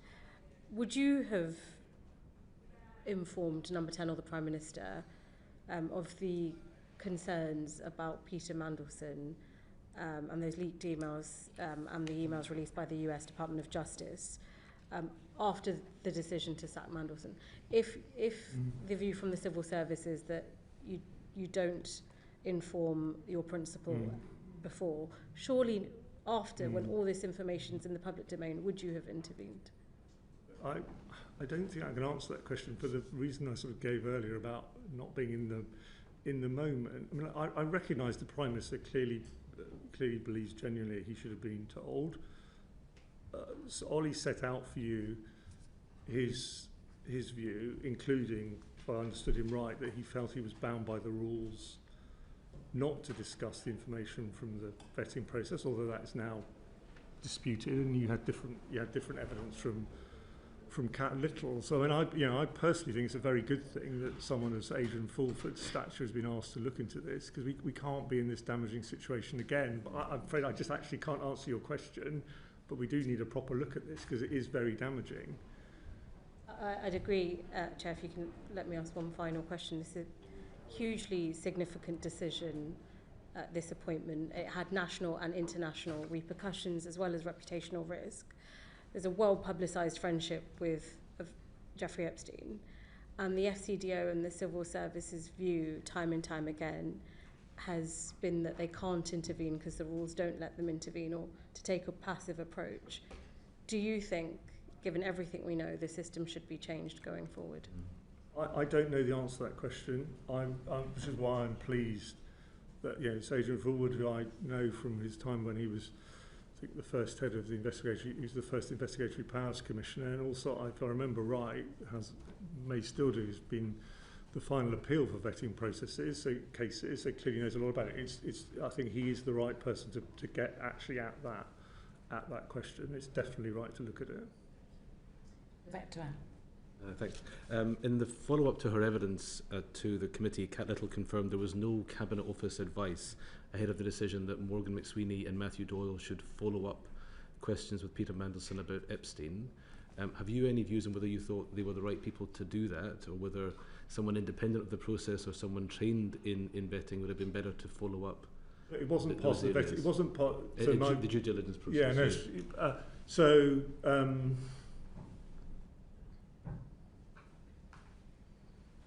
What do I think about that? Look, it was a political appointment with a process being run out in number 10 and a due diligence conducted by the centre in a way that I've already said is not part of normal civil service practices. So I think in the end, who is doing the questioning and whether that's appropriate comes down to who and what weight is being put on those questions and who answers them.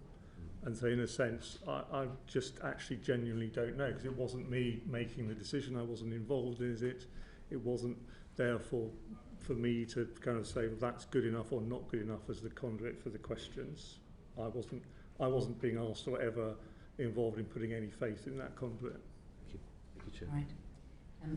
And then John. Thanks, Chair. I mean, we've gone around this issue of due diligence, vetting, over and over again. I am surprised that you have never seen a DV report, but is that correct? The only papers I saw on DV was in my formal role as the permanent secretary in signing off the outcomes of appeals. So someone being refused has the right to appeal, and those papers would come to me, but they did not include vetting files. Aside from those appeal papers and the forms I filled out for my own vetting, I've never seen vetting papers. And so that would align with what Sir Ollie has told us. Yes. About having only an oral briefing, where we now have two, him and Ian Collard telling us that this was Yes. a borderline case. Yeah. Although, just to repeat what I said earlier, a case was never escalated to me in that way. And then what this committee has been led to believe, I think, that red flags and denials of clearance were part of this. So I'm just, the bit I think you can help us with is the process through which Ollie Robbins finds himself sacked, because you've been following this as closely as anybody else.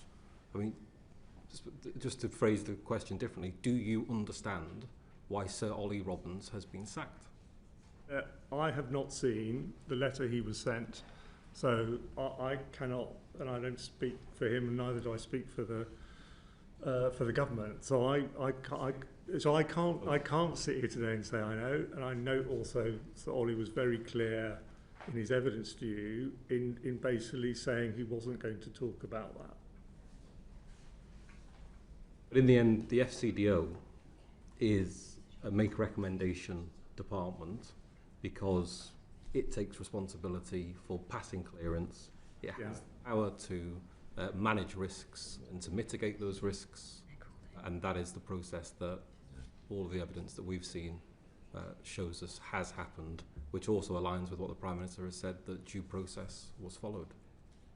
That sounds right to me. And I read carefully last night the letter the Foreign Office sent to you, and I wasn't directly involved in anything after the 19th of January, but it rang true. I'll go to John, and then Fleur's going to ask the last question.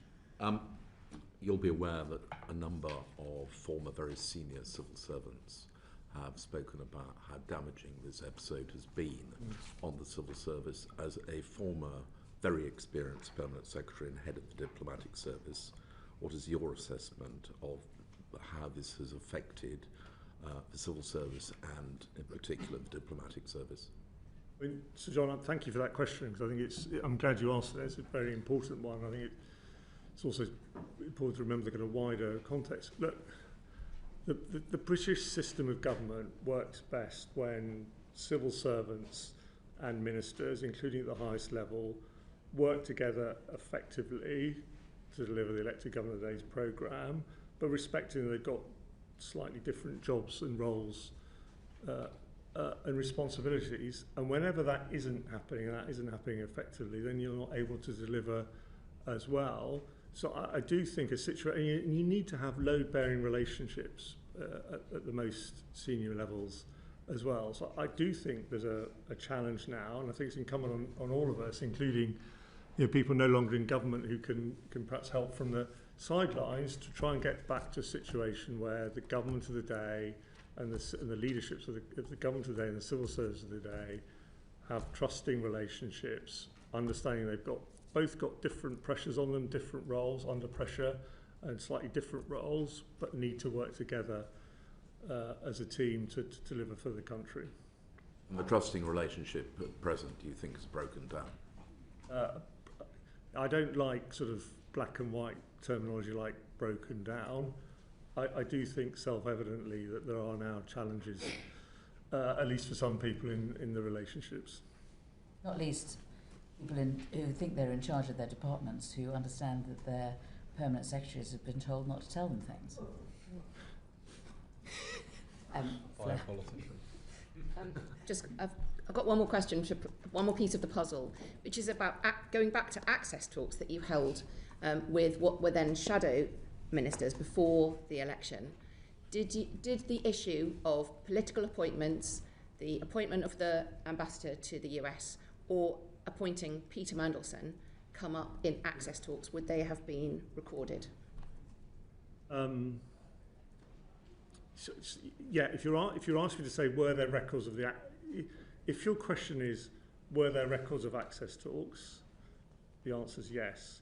Okay. If your question is were these aspects recorded, I'm really sorry, but I can't actually remember the rules. But at the time, there was an absolute omerta around the contents of the access talks, and I'm going to be cautious, even though I'm no longer a civil servant, because I'm still bound by the rules about. So I'm reasonably confident actually the content of the access talks is rightly not something I can say to the committee, I'm afraid. But yes, they were recorded. Good. Thank you very much. Order. Now, if we can, logistically, if Sir Philip is allowed to leave first, and then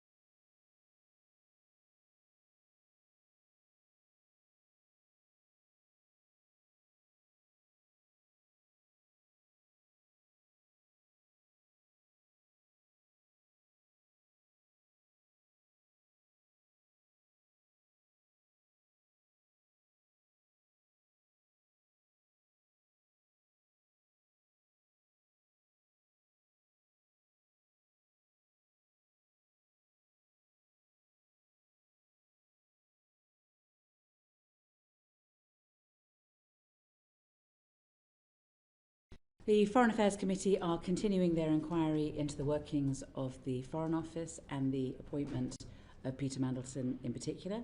And we have just had a break, but we are now continuing our session with Morgan McSweeny. Thank you very much for coming. I understand, could you just introduce who you are? And I understand that there's a brief statement that you want to make before we ask you some questions. Thank you very much, Chair. My name is Morgan McSweeny. I was a former Chief of Staff to Prime Minister Keir Starmer from October 2024 till February of this year. Chair, thank you for inviting me to appear before this committee today. I hope to assist you in your work as fully as I can. Before addressing the specific matters before you, I'm grateful that you've allowed me to say something briefly. First, I want to say something about the victims and survivors connected to Jeffrey Epstein. Too often, discussions of public figures and appointments can lose sight of the human suffering at the centre of these matters. Women and girls were abused, exploited and scarred. They deserve protection then, and they deserve to be remembered now. I'm sorry for any part this controversy has played in causing further hurt or distress. I've spent much of my working life trying, in whatever role I held, to make this country fairer, stronger and more successful. I have always believed public service is a privilege. It brings responsibility and scrutiny, but it also brings a meaningful chance to improve people's lives. That is what motivated me in government. The appointment of Mandelson as ambassador was a serious error of judgment. I advised the Prime Minister in support of that appointment, and I was wrong to do so. As I said in my resignation statement, I resigned because I believe responsibility should rest with those who make serious mistakes. Accountability in public life cannot apply only when it is convenient. The Prime Minister relied on my advice, and I got it wrong. It is also important, however, to distinguish between what I did do and what I did not do. What I did do was make a recommendation based on my judgment that Mandelson's experience, relationships and political skills could serve the national interest in Washington at an important moment. That judgment was a mistake. What I did not do was oversee national security vetting, ask officials to ignore procedures, request that steps should be skipped, or communicate explicitly or implicitly that checks should be cleared at all costs. I would never have considered that acceptable. These processes are in place to protect our national security. Finally, I want to place on record my respect for those who serve our country through public institutions, MPs, ministers, civil servants, diplomats, security professionals and many others whose work is demanding, often unseen. In the Cabinet Office, the Foreign Office and 10 Downing Street, there will be many people working long hours now to understand what happened here and to ensure lessons are learned. They deserve fairness and respect as they do that work. Chair, I'm here to assist the committee in its work. I made a serious mistake in recommending Mandelson's appointment. I accept the consequences and hope today I can help the committee to establish the facts and to make sure the right lessons are learned. Thank you. So why was it necessary to replace Karen Pearce at all? So, should I set out the timetable of my understanding of the various different decision making? So, and I'm going to do that, okay, but I just wondered if I could just start with, how did it even become an issue? So, my understanding is that before we were in government, the civil service were deciding who to appoint Karen Pearce when her term came to an end, and that in the access talks with Simon Case. Simon Case was informed that the Prime Minister was minded to make a political appointment in the role of ambassador. So that predates my time as a Chief of Staff. At the time, I was working in opposition and I wasn't working as part of the transition team. When I came in as Chief of Staff, I understood that to be the general direction the Prime Minister wanted to go in, and that a formal decision was made not until after the US presidential elections, because he rightly wanted to wait until after seeing who was elected US President on the 5th of November.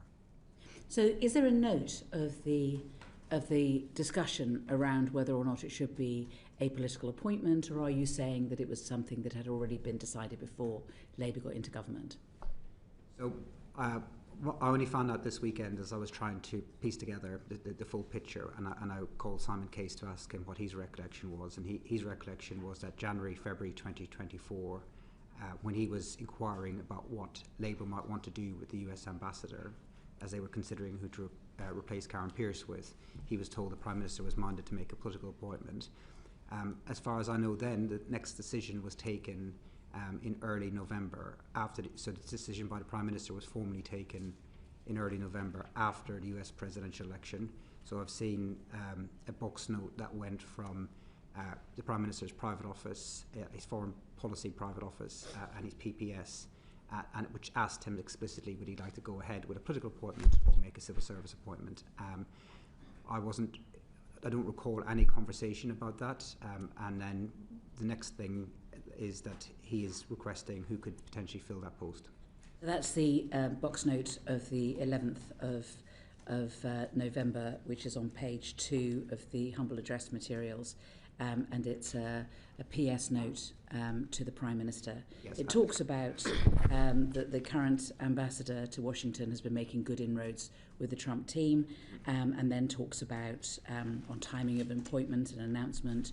It's talking about what the options are essentially. Yes, and I didn't input into that box note. No. And neither did anybody else, it looks like. I mean, when it comes to the Prime Minister's comments on it or the Outer Office comments, there wasn't anything on that. So I don't think there was any input from any of the SPADs into that. It was just a straightforward, what would you like to do, Prime Minister, but there wasn't a recommendation. There was a list of candidates, David Miliband, Cathy Ashdown, Peter Mandelson, even George Osborne were the sort of names that, according to The Guardian and the Tom Baldwin's book, were the sort of candidates that were being considered at the time. Is that right? Those sound like the right names to me. I think that I don't recall there being much discussion ahead of the US presidential election. I think the Prime Minister wanted to rightly wait to see the outcome of that. I think if Kamala Harris had won that US presidential election, I don't think that Peter Mandelson would have necessarily been appointed, and he probably wouldn't have been. I think the Prime Minister started to seriously consider names after the US election. Just so that we get the timeline right, you became head of office on the 6th of October. Yes. You really wanted Peter Mandelson to be the ambassador, didn't you? I thought he was the right choice after the US presidential election. The reason why I thought he was the right choice is because Britain was exposed, the UK was exposed after Brexit. We left the European Union without any US trade deal. And for me, honestly, this was the top priority of the Prime Minister, was to get a US trade deal with the Americans. And I thought that based on Mandelson's experience as an EU Trade Commissioner, that made him the strongest candidate. But like everybody else, I made clear to the Prime Minister there was pros and cons, and there was risks. I don't think the Prime Minister would have chosen Mandelson if Kamala Harris had been elected President. I think he considered about who would be the right fit for the White House, and we procured him a short list of 2 strong candidates at that point. I'll come on to that in a minute. But I mean, you wanted. I mean, it was more than that. It was personal as well, wasn't it? I mean, he was your mentor, particularly when you became Chief of Staff, because you had no experience of the weird and wonderful world of Whitehall, but obviously Peter Mandelson did. So didn't he become an indispensable and venerated confidant for you? He was a confidant for me, but I don't confidant. Beg pardon. But I didn't regard him as my mentor. I first had a conversation with Peter Mandelson in 2017. I don't think I really started to go to him for advice until about 2021, and I was 44 years of age then. So I didn't regard him at all as a mentor. I got advice from him, and it was useful. But I also had other people around who were perhaps a bit more shy with the media, who I sought to for advice. We brought in some extremely experienced people from the Blair administration. So Liz Lloyd came into our team, Jonathan Powell came into our team, and I would certainly ask both of those for advice about how things work as well. So I asked a range of people for advice and help. I don't regard Mandelson as ever being a mentor, but certainly as an advisor. So, I mean, when the New Statesman says that Morgan wouldn't breathe without consulting Peter Mandelson first, that's not fair. Yeah, you forgive me if I don't believe everything that's written about me in the papers, but I don't think that was true. He was somebody who I sought for advice, but both when I was campaign director and as chief of staff, I built a wide network of people who had done jobs similar to mine in the past, going back decades in the Labour Party. And I will go into. I mean, I really wanted to just sort of start with. I mean, you began by working for Excalibur, didn't you? Which was run by Peter Medelson. It was an attack and rebuttal unit, basically, in '97, and you worked on that. And one of the things was to also do work on Labour MPs who might be perceived as disloyal. So, again, Chair, I'm glad that I can correct some of the records on this, because this is all a bit of a mythos here. This comes from the Independent. Yes. So I was an intern at the Labour Party in the 2001 general election. I was an intern. I was assigned to the attack and rebuttal team. So you didn't work in '97 for Excalibur? No, I did. So 2001 was your first time. Yes, that's right. Okay. And my job. And I hate to dispel the myth to maybe some people from different political parties about what Excalibur was, but all I did was glue bits of newspaper to A4 paper and scan it into a machine. Mm-hmm. It was. We've all done it. Literally, that was as sophisticated as my job got. The team wasn't run by Mandelson. The team was run by Spencer Livermore, right. And it included lots of future Labour politicians and SPADs. I never met or spoke to Mandelson in that election, and I didn't even report into who is now Lord Livermore. It was much more junior people that I reported into. And then what I wanted to ask you about was about the accounts in the I paper on the 4th of February 26, that Mandelson was helping to vet candidates, that he was given access to a secret Google spreadsheet of potential candidates, and that there was an off-the-books exercise. There's quite a lot of detail in the article about it, which tends to give at least an aura of authenticity to such reports. Mandelson had nothing to do with the selection or the vetting of any of our parliamentary candidates. I don't know what Google Doc the I is referring to. I'm pretty sure it wasn't a party document. I don't think that we kept... No, I think it's an off-the-books exercise. I think that's the point. Well, but it had nothing to do with me or the party. I was in a senior role in the party at the time. We did everything on the books.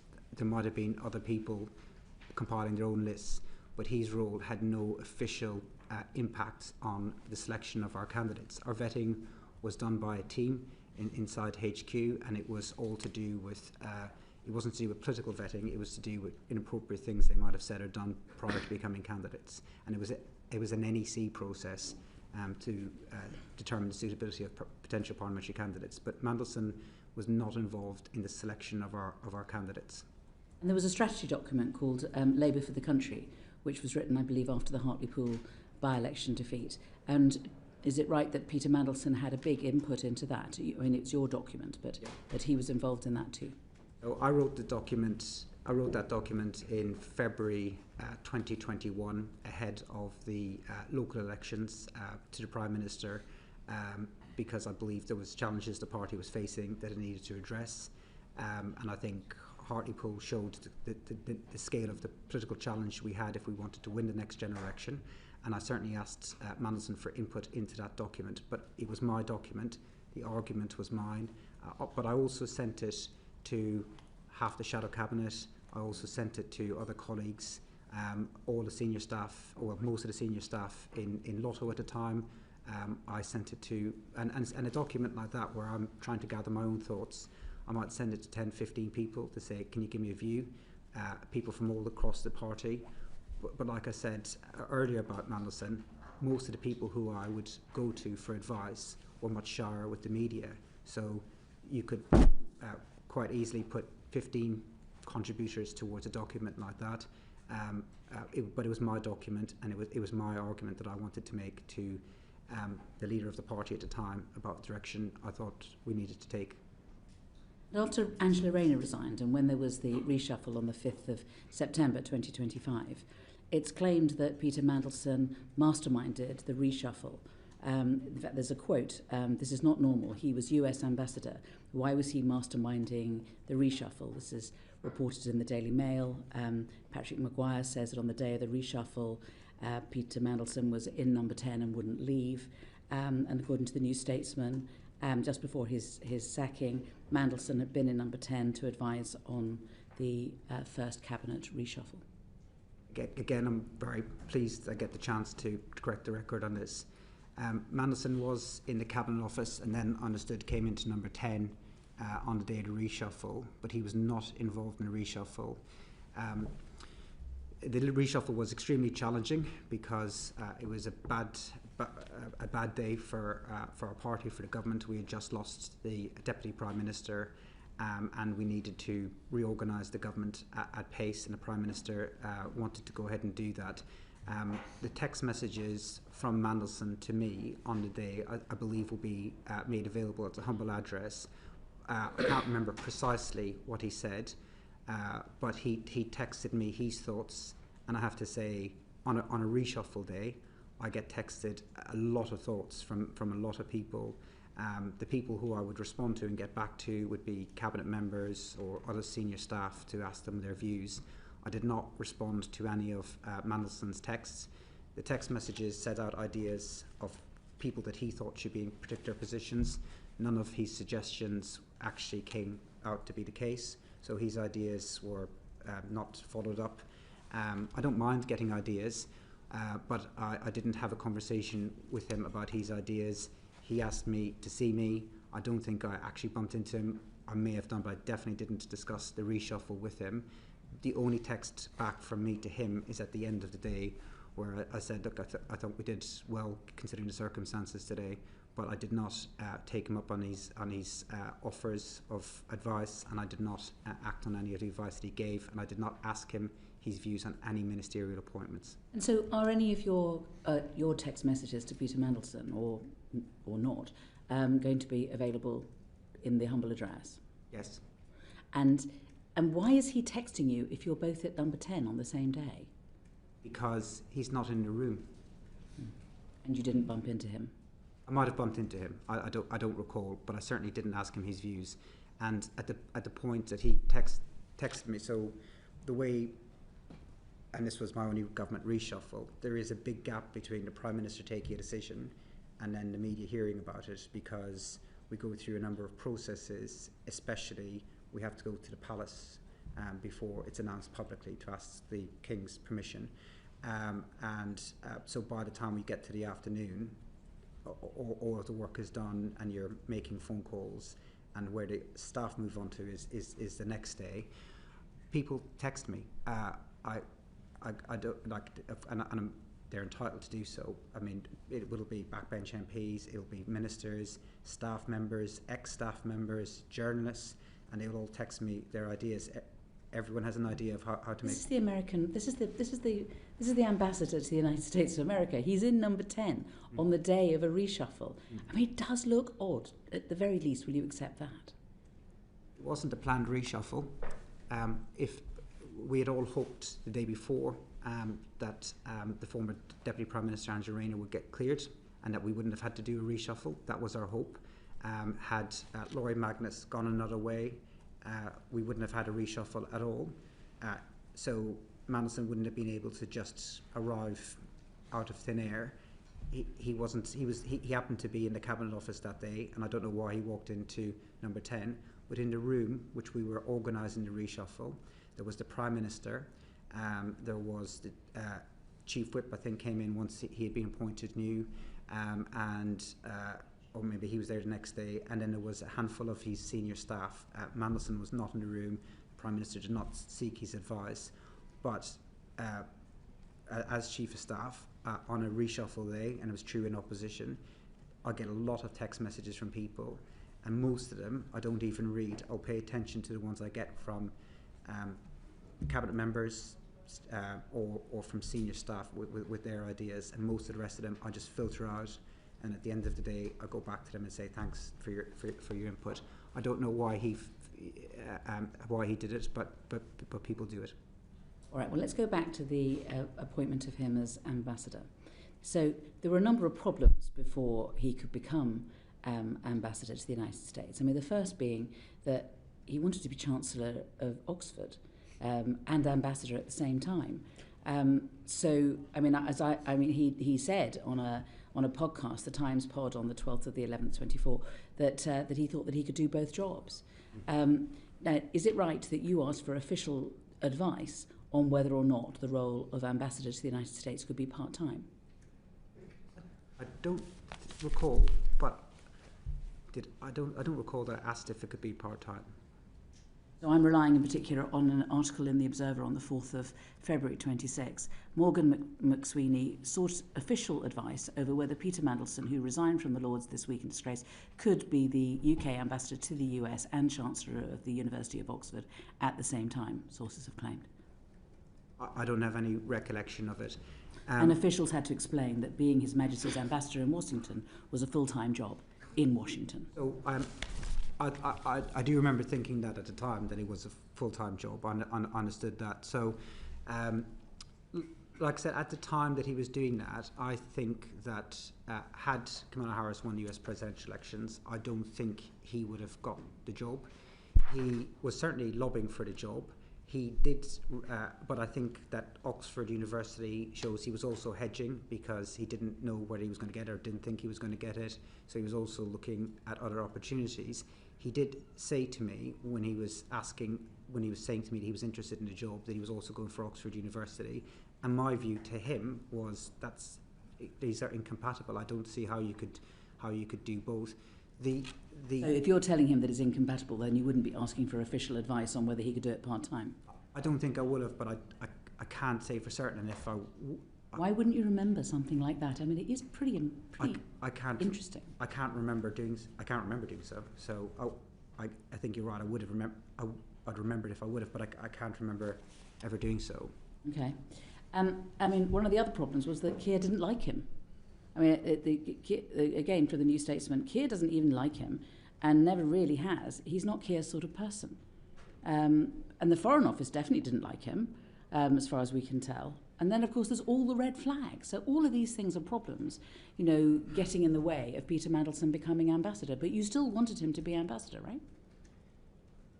At the time in Downing Street, there was conversations about who could be the best candidate, and names were considered, and most people were making pros and cons arguments.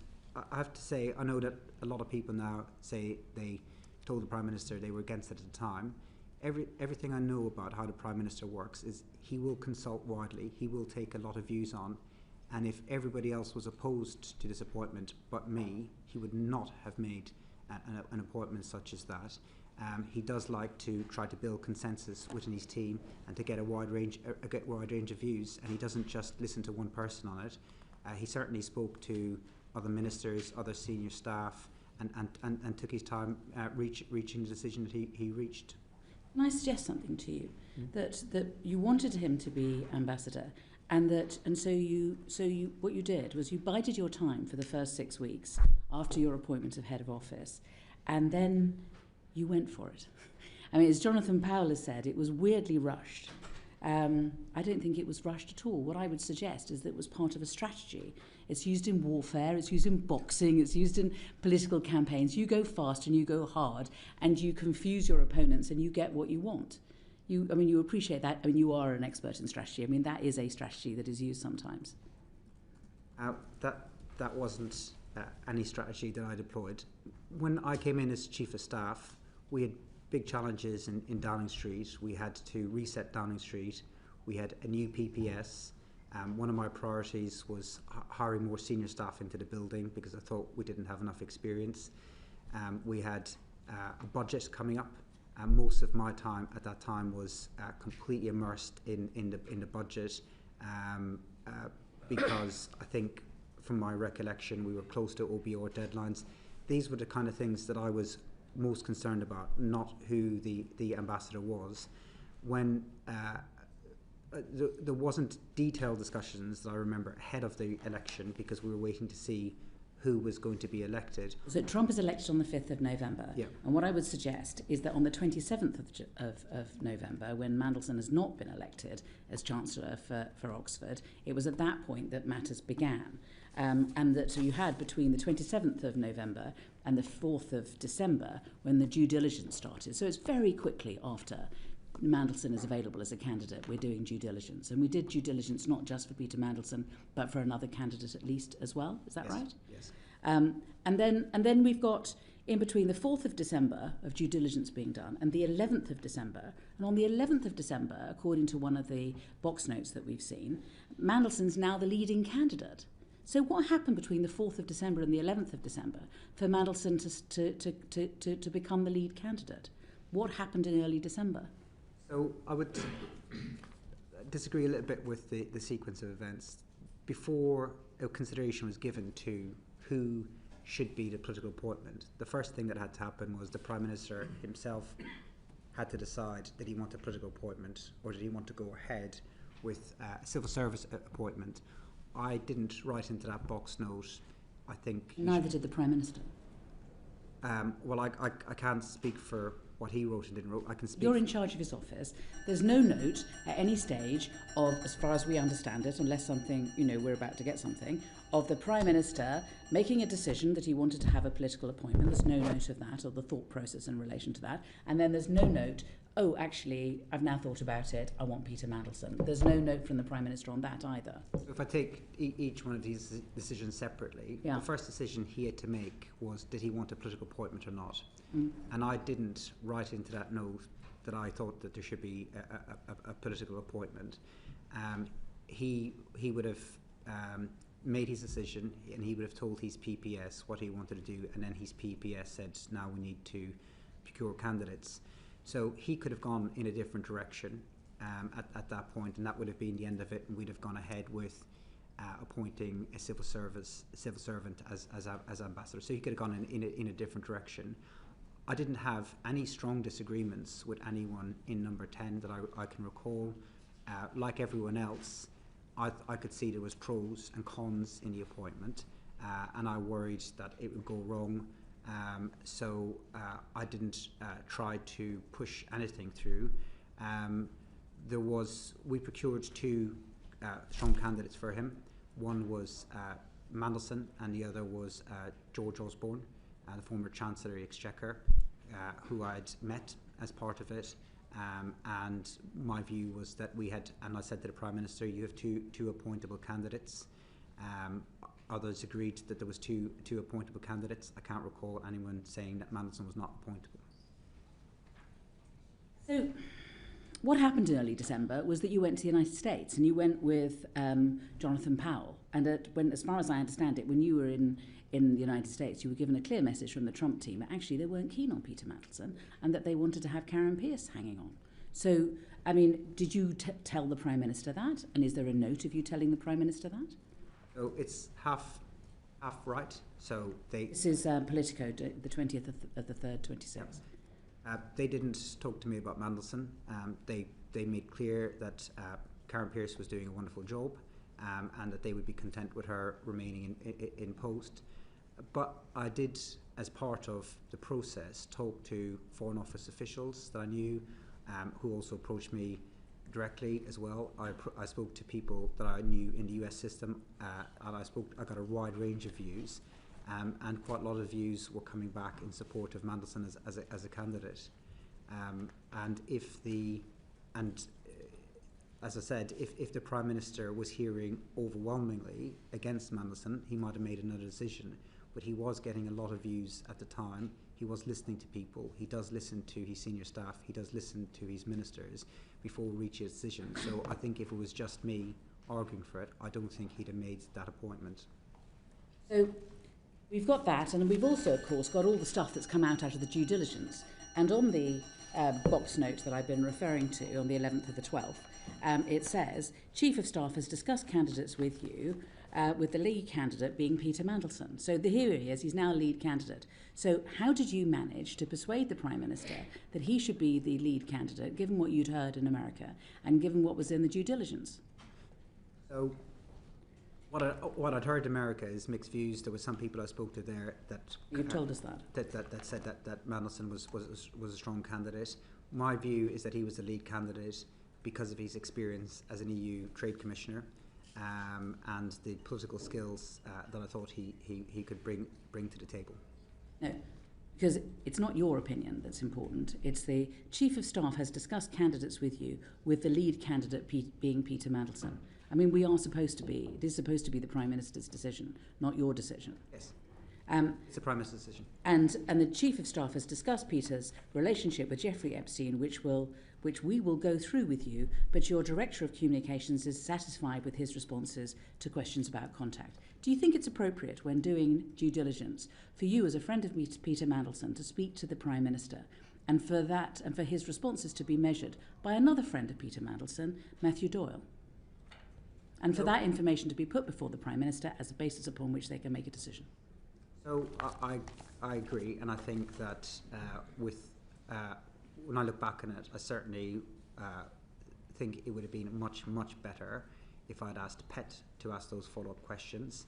I guess my thinking at the time was I'd put follow-up questions to him in writing, and that if a senior member of staff did that he would feel more obligated to give the truth and the full truth. I didn't feel that I got that back from him. But it wasn't my decision, it was the Prime Minister's decision, and he saw the DV as part of that decision. And so between the 11th of December, when Mandelson's the lead candidate, and writing to the King and telling the King that, advising the King that this should be the candidate, what happens? Is there a decision made at that point that Peter Mandelson should be the ambassador, and where is the note to show that the decision was made and how the decision was made? So I tried to get the times as best as I possibly could and dates, but you have to forgive me a bit because I don't have access to my number 10 diary or the Prime Minister's diary. So if I make a mistake, it's not intentional. No, it's fine. So I'll try to give you as best as I can. So I think three things worth saying. The Prime Minister will be talking to people at that time, saying, what do you think? Everyone will be giving him pros and cons. That's for sure. He will take a view based on a rounded view. Then the last meeting I recall, where he said this is the direction I want to go in, was with an independent Jonathan Powell and me and him. And then after that, and it might have been the same day or the day before, is when an independent wrote to Philip Barton to say the Prime Minister would like to make a political decision. So that was the last meeting that he had, and in that meeting he would have conducted that meeting the way he always does, which is to make sure everyone in the room has their view. And then what date did you say this was? I've missed it. This would have been either on the day or the day before, or a few days before an independent wrote officially to Philip Barton. So when an independent wrote to Philip Barton to say, can we begin the necessary arrangements and get Medelson in place? We're talking like 15th, 16th, something 18th, about that. 17th, 18th. Yeah. So he would have had a meeting then. He would have said, right, what are we going to do here? Let me get your views. And then he'd have said, we're going to go with Medelson. Okay. During those 7 days, was there an agreement between the Prime Minister, between you, that what you should do is tell the King, tell the incoming President, announce the fanfare, but all of it always knowing that it would depend on his vetting? And would it be whether it was so during when this meeting was happening? Is it like, well, we're going to do this, and we're going to do this, and we're going to do this, but obviously it's all dependent on vetting? So I wasn't involved in any decisions about when to tell the King.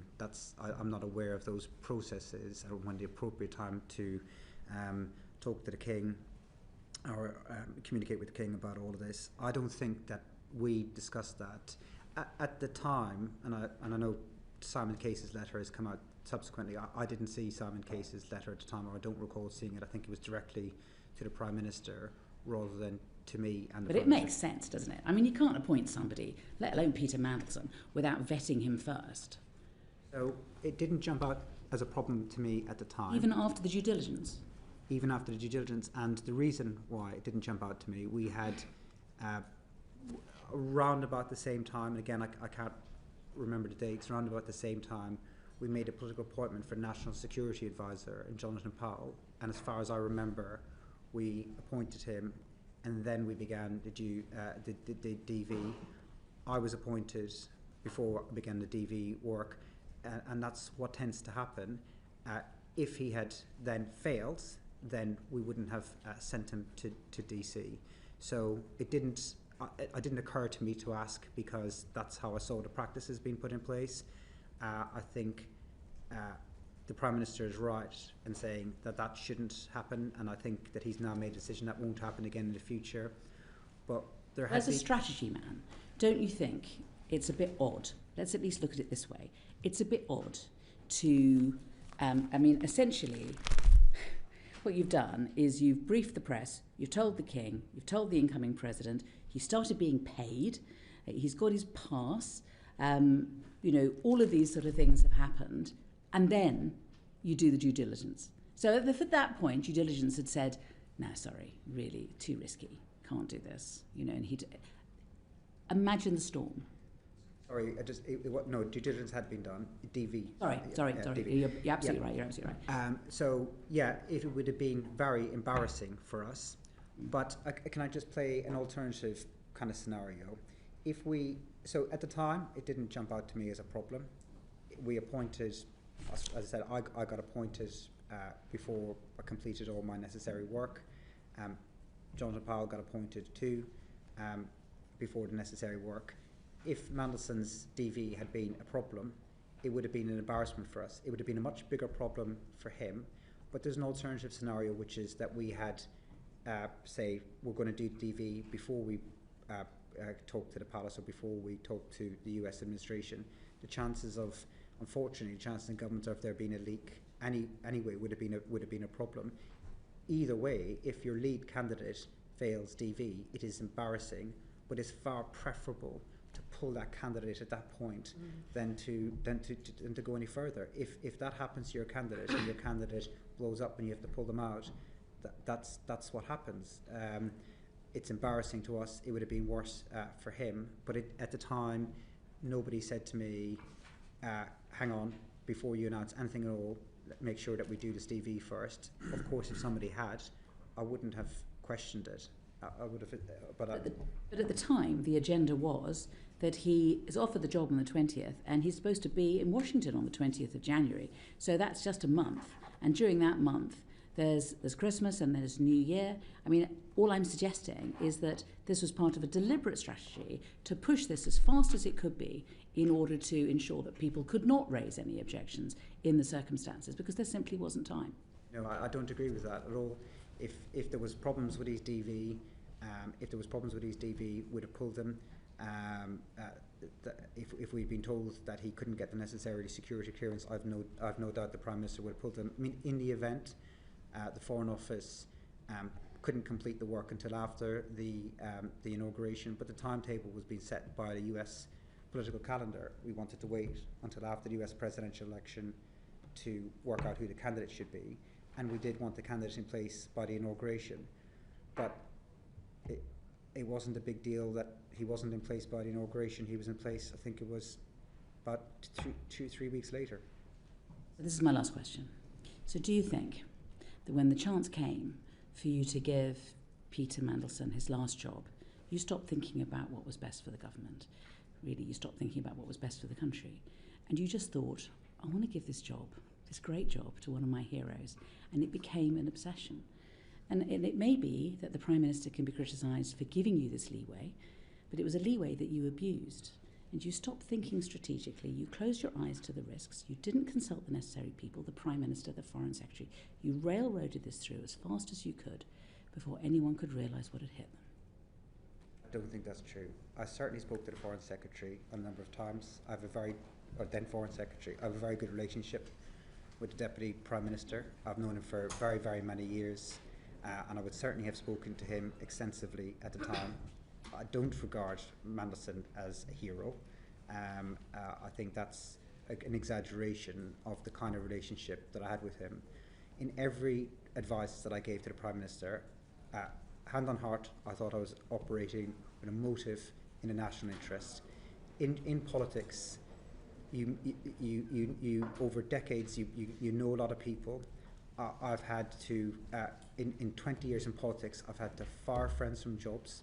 I've had to turn people down who were desperate for jobs, who were closer friends of mine than Mandelson, who really wanted jobs in Number 10, or people who thought they were going to be ministers, because I've always tried to operate in national interest. The amount of times I've had friends come and see me or phone me who were really angry at me because they didn't get the job that they wanted to get.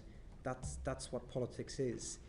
You have to try and always operate in a national interest. Of course, you know people, and then you make judgments that in this case turned out to be wrong, incorrectly. I completely accept that, but it was this was not some hero I was trying to get a job for. I thought that his skills as an EU Commissioner would help us to get the trade deal that I think the country needed, because we were very, very exposed after Brexit, and getting that trade deal right was very important. I thought he had the skills to do it. I made the wrong judgment. I completely accept that, but my motive was always in the national interest. Afri, you want to do a follow-up, and then I'm going to Sir John. Is that right? I had a few follow-ups. Oh, well, I'll go to Sir John first, and then I'll go to you, if that's all right. Thank you, Chair. Can I just be clear? The Prime Minister had decided that he wished to make a political appointment. Was it you who first said, Prime Minister, I've got the perfect candidate, Peter Mandelson? I think the first person who put Mandelson's name forward was Mandelson. Directly to the Prime Minister, I want the job? Or I think he talked, I don't know if he spoke to him. I think he talked to a lot of people, making it clear that he was interested in the job, including, I'm sure, possibly even members of the press. But yeah, that's where that came from. I don't remember the Prime Minister asking me a view prior to the US election. I think, but I can't remember, but I think he was keeping his cards close to his chest, waiting to see the outcome of that election. And I think there would have been, for a Labour administration, a broader range of candidates available to him had the Democrats won that election. You've set out why you think he was well qualified to do the job, but you've also known him for a very long time, and you will also be fully aware of the fact that he had twice had to resign from the cabinet, that he had business interests with China, that he had a close friendship with Jeffrey Epstein, and also that he was friends with Oleg Deripaska, who was a confidant of Vladimir Putin. Despite all those things, you still thought he was the right person for the job? Well, to take each one of those in turn, after his last resignation, he had rebuilt a reasonable reputation for himself. He had gone as an EU Commissioner, and as far as I was aware at the time of his appointment, and I don't know what will subsequently come of their own investigations, but he had a good reputation. He was seen to have done a good job as EU Commissioner. Then he came back into British politics and served as a very senior member of Gordon Brown's premiership, Gordon Brown's government, and again at the time was well regarded as a senior minister in that department. So he had done these two big political jobs long after his last resignation. It's why I think that a lot of the media and a lot of other politicians at the time thought that this was the right appointment for the country. The nature of the relationship that I understood he had with Epstein was not a close friendship. How I understood it at the time was a passing acquaintance that he regretted having and that he apologised for. What has emerged since then was way, way, way worse than I had expected at the time. And it was when I saw the pictures, when I saw the Bloomberg questions in September 2025, I have to say it was like a knife through my soul. I did not expect that level of connection that he was talking about there. As for the other issues that you're raising, I thought business interests would be dealt with in the Foreign Office, so people look at things like conflict of interests. When we appointed SPADs who have business interests, Cabinet Office and PET would deal with that, so that wouldn't be something I would deal with as a Chief of Staff. And if there was any national security issues whatsoever, then that my assumption on that was that would be dealt with by DV, and if there was any national security issues whatsoever, we would then be told if there was a problem, and then the Prime Minister could pull the appointment. So from what I knew at the time, I thought he had re-established himself as a credible political senior political figure in Europe and in the Brown government. I did not was aware of the extent of the relationship that he had, and I thought that these other issues would be dealt with at other parts of the process. Your discovery of the closeness of his relationship, you say, was a knife to the heart. But the box note says that you discussed with Peter Mandelson his relationship with Epstein, and that you then discovered as a result of that conversation, for instance, the fact that he stayed in the flat belonging to Jeffrey Epstein after Epstein had been convicted for paedophile offences. That wasn't a discovery that I made. But did you advise the Prime Minister of that? No, that was in the DV form. That was from DV. So, no, beg pardon, you're right. A due diligence form from PET. I wrote to Mandelson after the DD to understand from him in writing what his position was on these issues. That email that I sent to Mandelson and his responses from that, the Met Police are using as part of their investigation. When I was in number 10, I was told that we couldn't share either the questions or the answers to those questions or the email itself with the media or as part of the humble address process until the police were finished with it, because they said it would interfere with their investigation. And so I've stuck to that since I've left Downing Street too. But in your conversation with the Prime Minister about Peter Mandelson's relationship with Epstein, the subject of Mandelson staying in Epstein's flat after the conviction, that was part of the conversation. It's hard to answer that directly without saying what was in the contents of the emails. But my understanding at the time, which I could maybe say about what my understanding was from hearing him talk about it and listening to his friends. My understanding at the time was that his relationship was a passing acquaintance that he knew through somebody else, that he's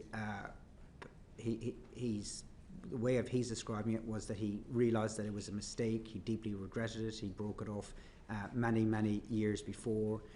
He wasn't advocating for the guy or defending the guy in any way, and you take all of these things into consideration.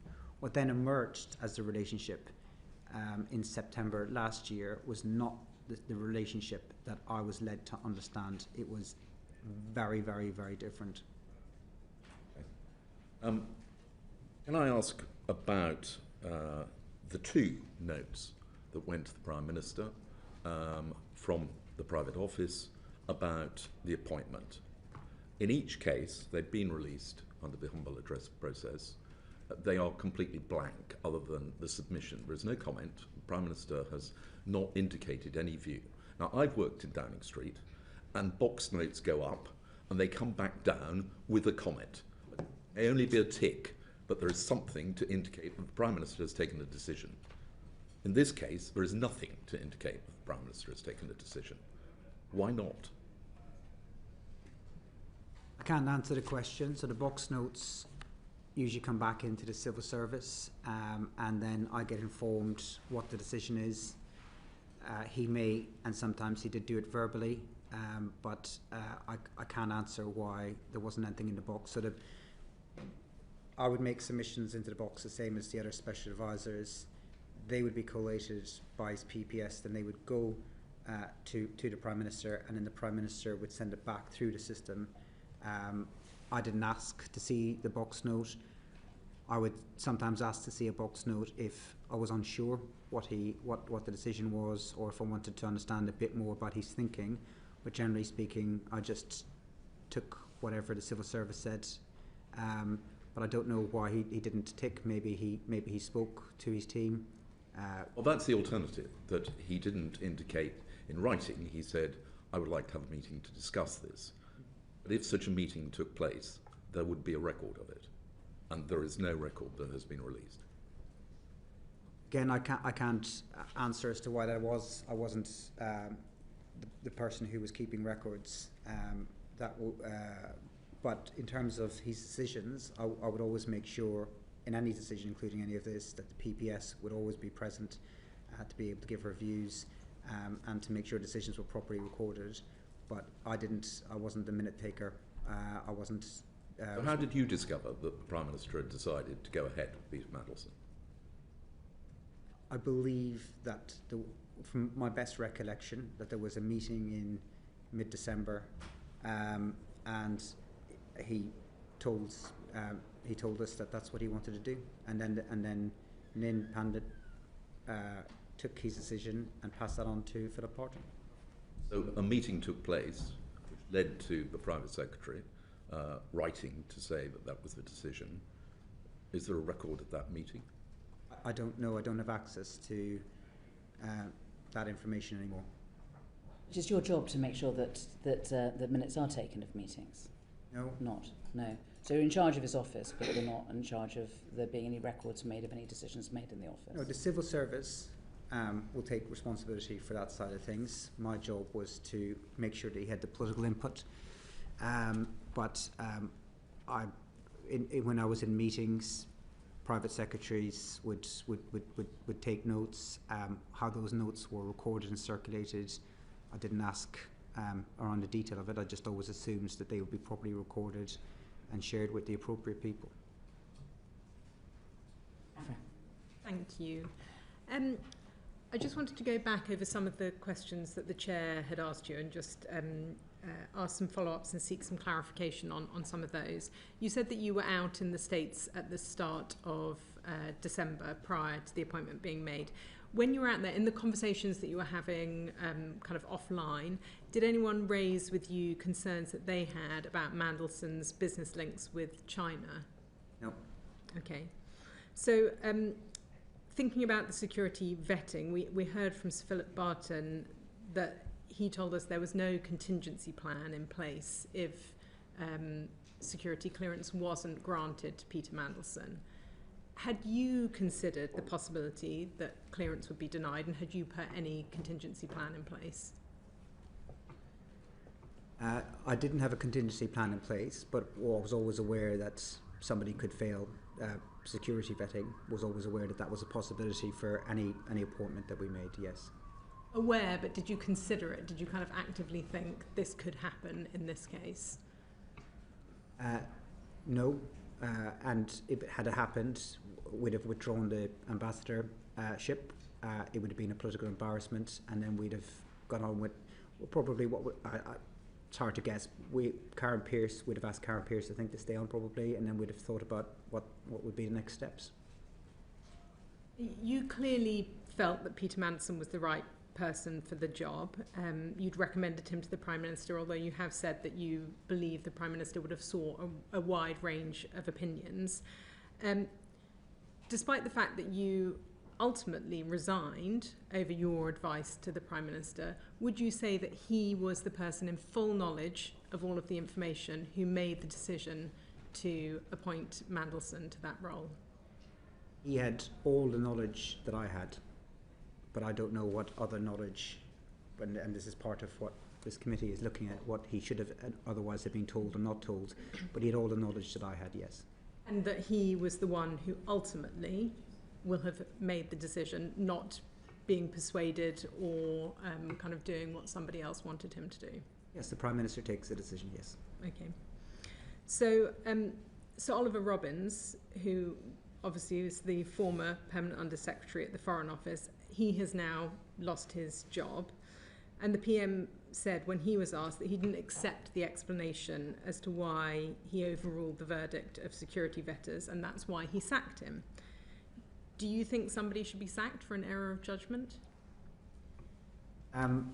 Sorry, if I could add one last thing to your previous question, if that's okay, which is that the Prime Minister was aware of everything that I was aware of, but the Prime Minister wasn't aware of enough, not because of advisors or civil servants, because Mandelson himself wasn't open enough with him. And that really is the big problem in all of this. And Mandelson said this is everything and defended himself on the truth, I don't think that he'd have come close to being appointed. So the Prime Minister did not have enough information because Mandelson did not share the necessary information with him.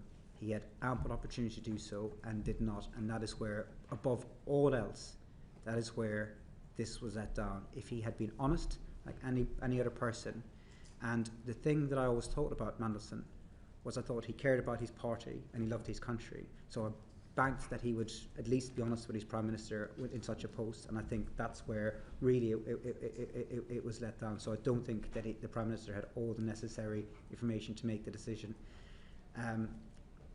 Sorry, I've now forgot your next question. Beg your pardon. That's okay. And thank you for your answer on that. I must say it appeared to me that there was a significant amount of information that had come forward in the due diligence, but I think there may be some questions from others on that, so I won't push on that now.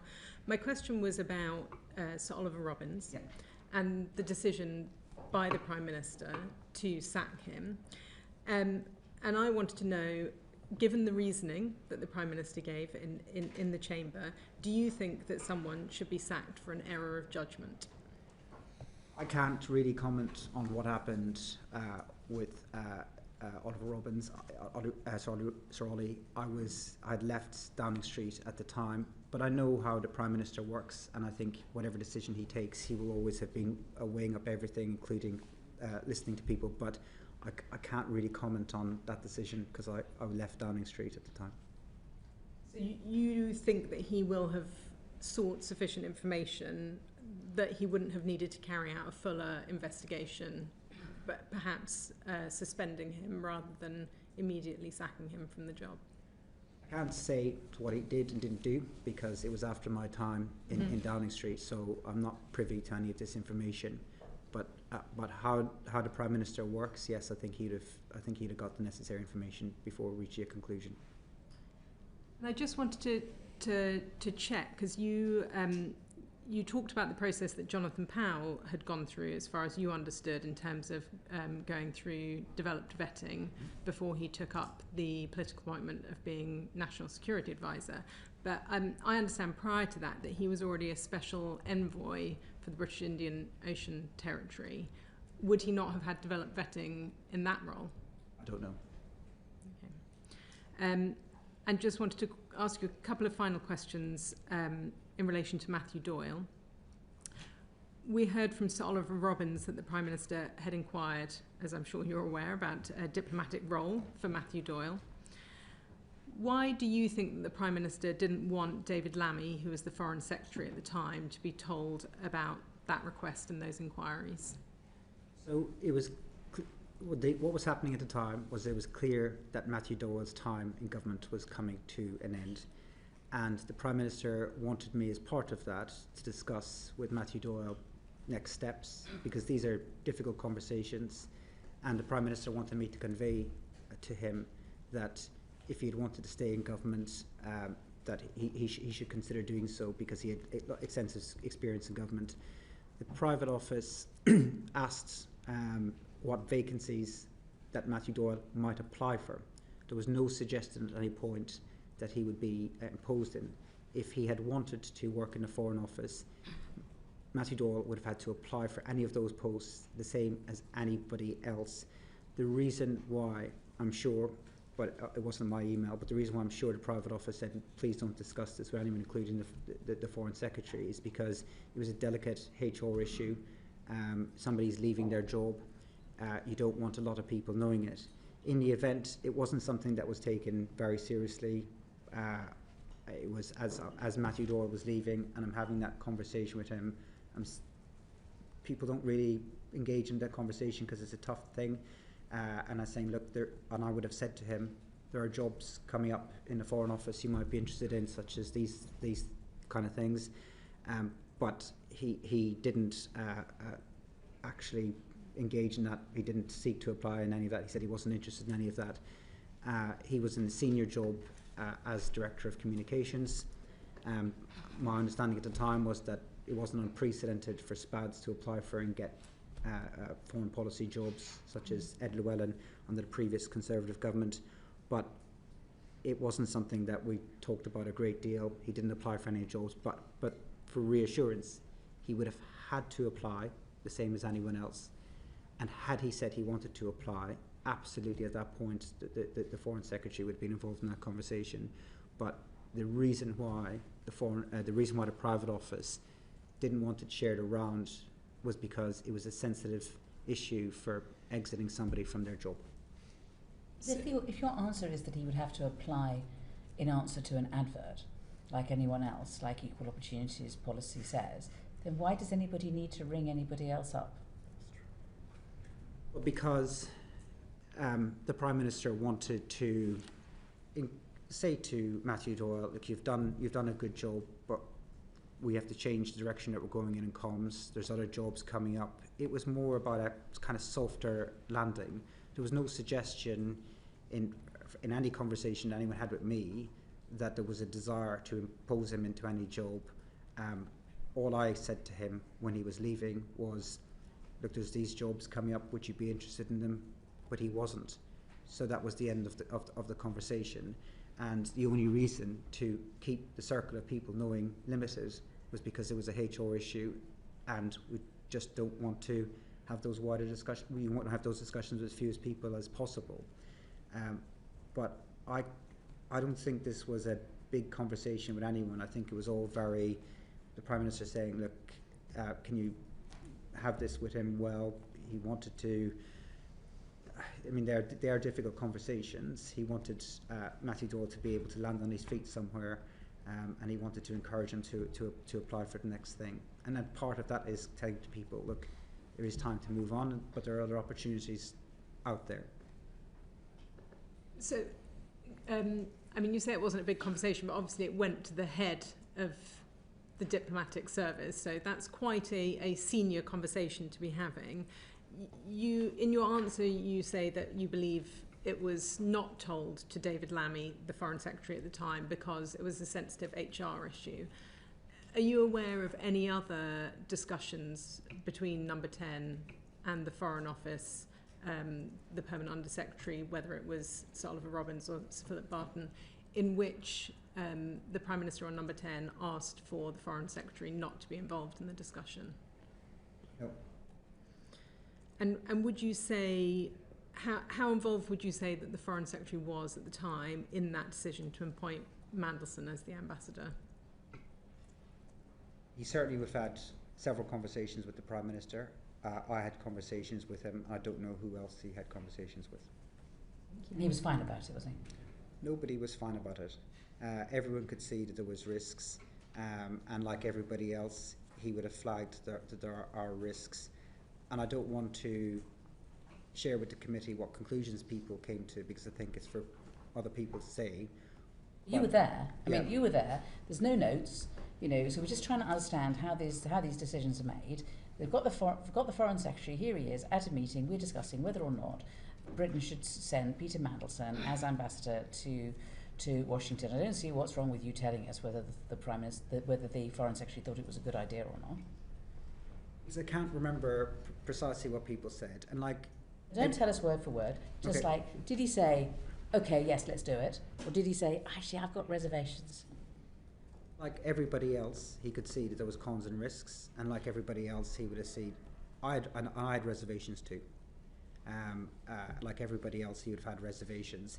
He'd have discussed them iteratively with the Prime Minister. The Prime Minister would have taken the Foreign Secretary's views very seriously. He is somebody who he's close to politically. He obviously appointed him afterwards as Deputy Prime Minister in that reshuffle you were asking about earlier. So he was somebody who he was the then Foreign Secretary. I'm getting the terms right. The current Deputy Prime Minister is somebody who the Prime Minister is close to, would have got his views. He would have also got his views of senior staff and other ministers. And the Prime Minister would not have dismissed any of those people's views, and would have taken them in the round before making a final decision. Okay, let me try one more time. Sorry. Did the Foreign Secretary say, "I think this is a bad idea"? Not to me. Okay. Edward. I just wanted to go back quickly to your presentation of the conversation with Matthew Doyle, that in fact, if there were upcoming posts, ambassadorial posts in the Foreign Office, then he should consider applying for them. Can you see how, if you were Matthew Doyle and you'd just seen the Prime Minister ram Peter Mandelson down the throat of the FCDO despite all of the obvious problems, that might feel like a job offer, even if it was how you characterised it? You surely would be sitting there going, that seems like a pretty locked-on job if I wanted. I don't think that the Prime Minister conducted himself in the way that you were suggesting. He was told by the Cabinet Secretary that he was allowed to make a political appointment, and he made his political decision about who he thought the candidate should be. It's then for the machine to implement the Prime Minister's decision. Sorry, and certainly not the way I would have put it to Matthew Doyle when he was leaving. I would not have said, and I would not have needed to say it. This was you wouldn't have, because you would have been sitting there going, well, if I want the job, I'm definitely going to get it, because the Prime Minister didn't get Peter Mandelson one. Certainly not. No. I certainly don't agree with that. This was about a duty of care to somebody who was leaving, and saying to them there are other opportunities out there.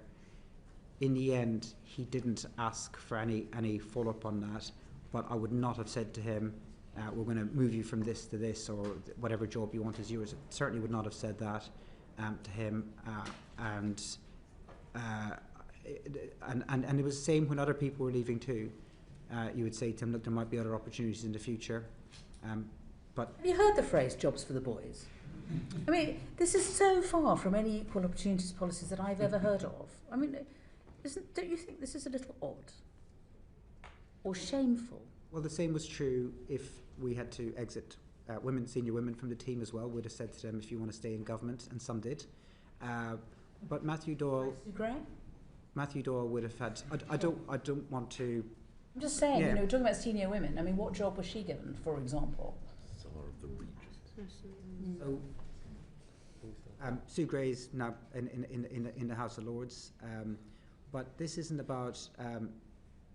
He wasn't promised a job, and had he applied for the job, then the Foreign Office would have considered his application the same as anyone else, and the equalities and all of the other necessary procedures would have had to follow in any direction. So he was. Sorry, Mr. McSweeny, that is not what Sir Ollie Robbins told us. Sir Ollie Robbins told us that Matthew Doyle's name was another one that was floated as a political appointee, which, given that when the Prime Minister politically appointed Mandelson, it was a lock, it would be fair to assume, if you're Matthew Doyle, that effectively the similar guarantee was being made to him.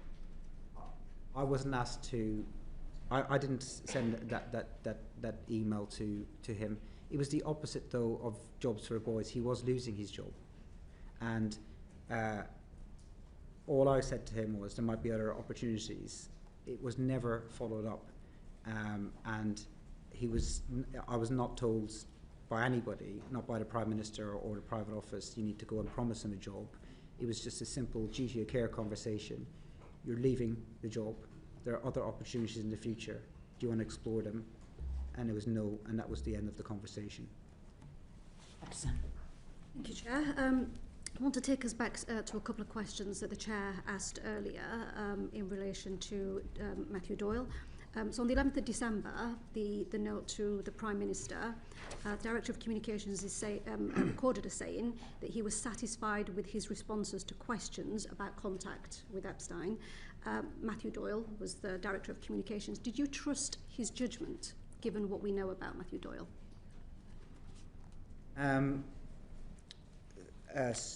Trust his judgment, given what we know, beg your pardon.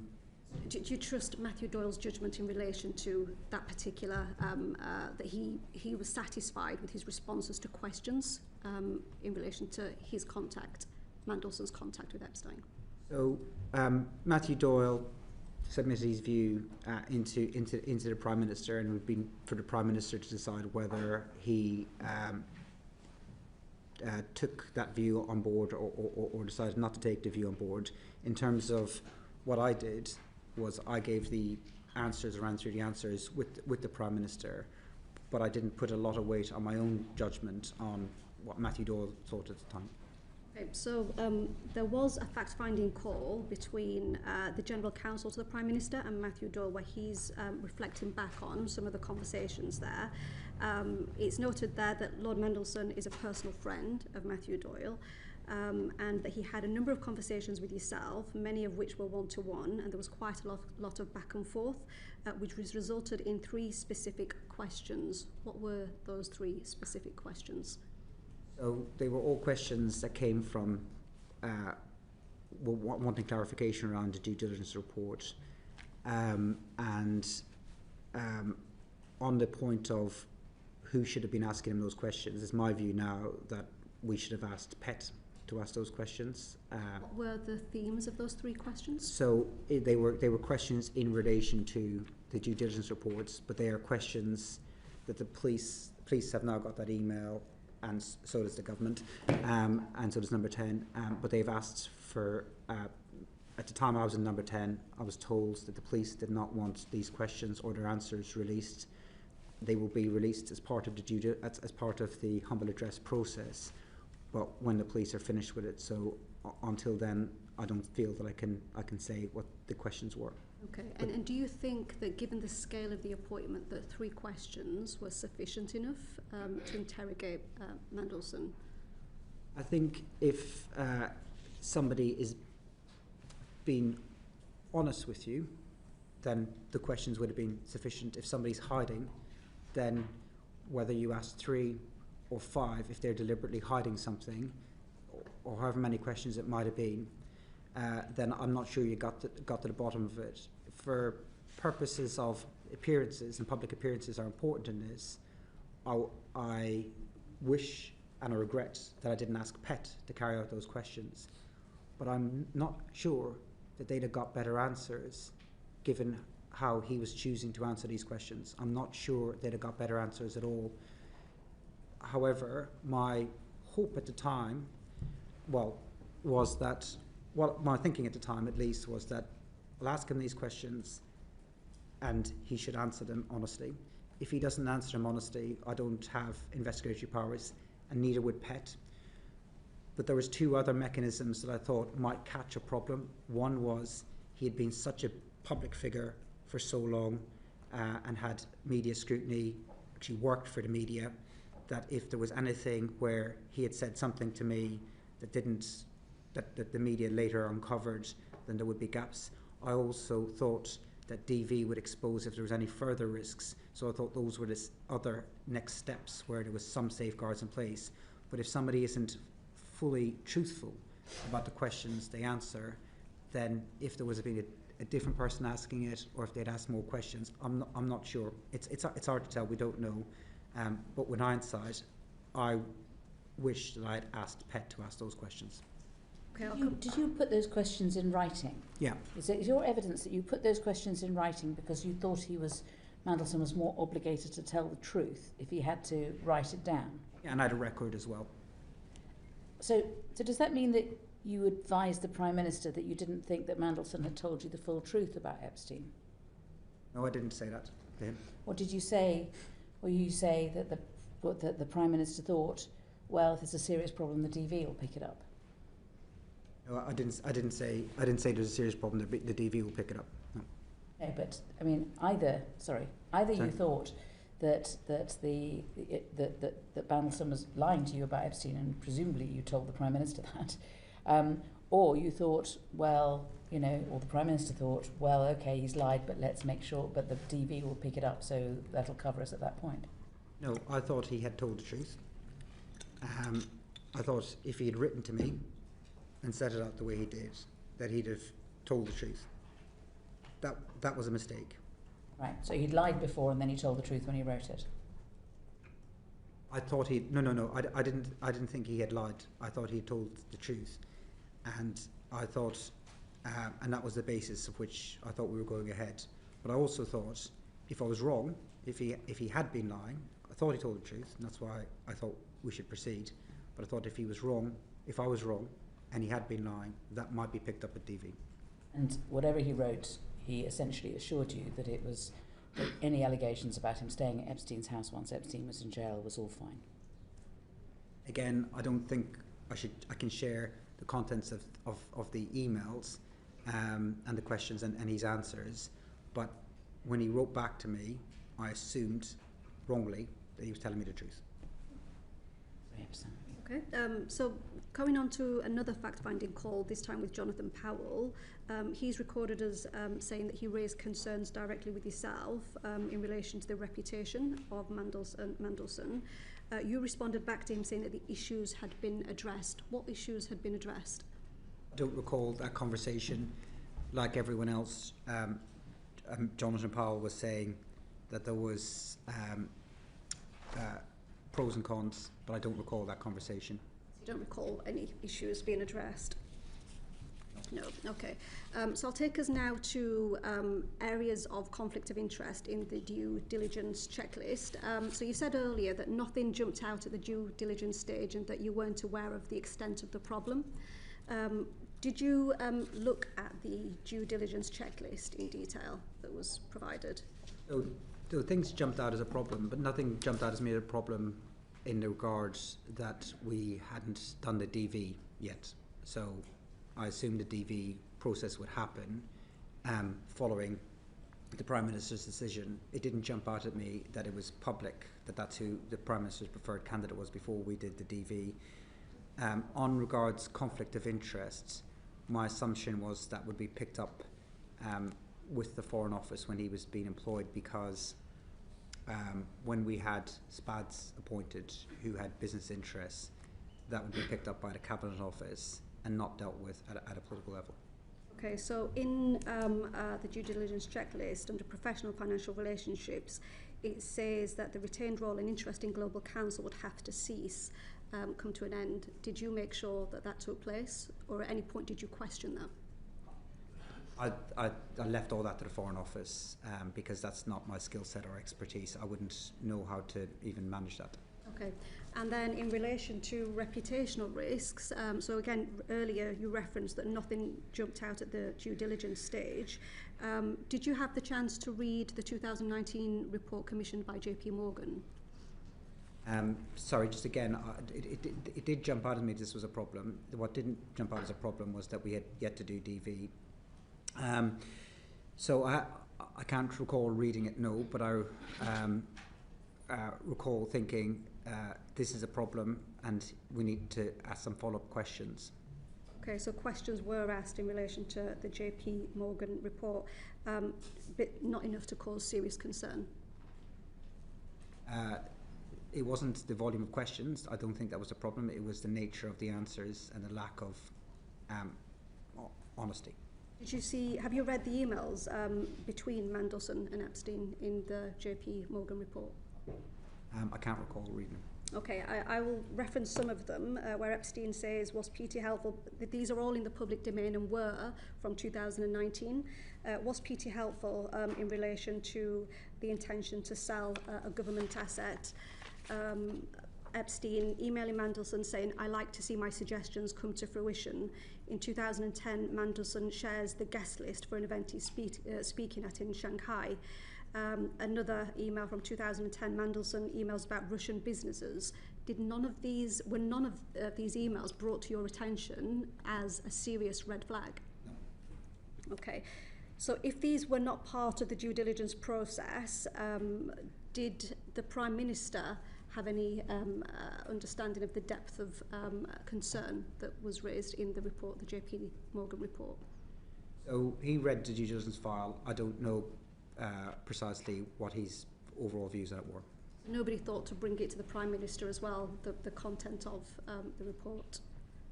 Other than what I think he saw, I'm not that I know. Think that was a failing of your role as the Chief of Staff to bring it to the Prime Minister? I think that I would have expected due diligence to produce all the content that was available out there, and not for me to run a parallel process to look for other due diligence. So I didn't add my own further investigation to it. It was all in the public domain, so this is everything that the general public would have known. So this was not serious enough to require you to, first of all, look into the evidence, and secondly, report it to the Prime Minister. I didn't carry out any further investigations, and I think, looking back on it, I think that the DD process was surprisingly inadequate to me. We had so when we came in to government, we had introduced adding DD to appointments of SPADs, special advisors, which wasn't there before. We started to use other SPADs to do it because the process, I think, wasn't good enough, generally speaking, and this report, I think, was insufficient. And should I have asked further questions of the report compiling team, then I think that's fair. I think I should have. And final question from me. You said it was wrong to appoint Mandelson. Why is it wrong now, but it was right back then? I think the reason why I thought it was right then was because of his experience as an EU commissioner.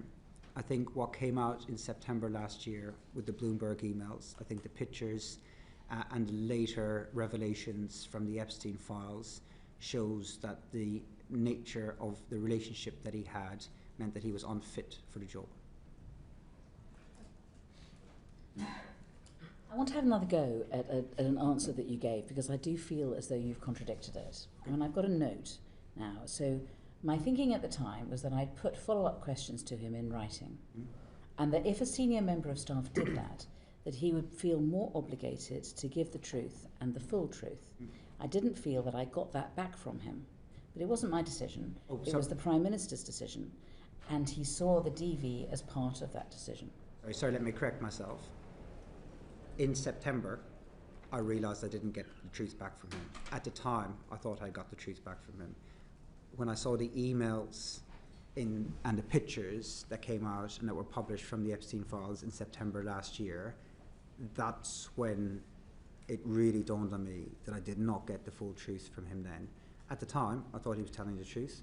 If I didn't think he was telling the truth, I would have said, this guy is not telling me the truth, but I did think he was telling the truth, and that was wrong. So I didn't feel that I got that back from him, but it wasn't my decision, it was the Prime Minister's. You didn't mean any of that? No, I didn't feel that I got the truth back from him in September last year. Sorry, I might have mumbled my words. I got the answers back from him. I thought that he was telling the truth. And when I gave that to the Prime Minister, I did so on the basis that Mandelson had answered truthfully. That was in January, or December, beg your pardon. And in September last year, it became clear to me that he hadn't told the truth. Thank you, Chair. Apologies if we're going over the same point here, but for the point of clarity, the due diligence report is produced by the Cabinet Office. You received that. Did the Prime Minister receive the full unredacted due diligence report, or did you summarise it, or did you brief him orally? What did the Prime Minister receive? He received the full report. You received the full report. And did you discuss the contents of the report with him?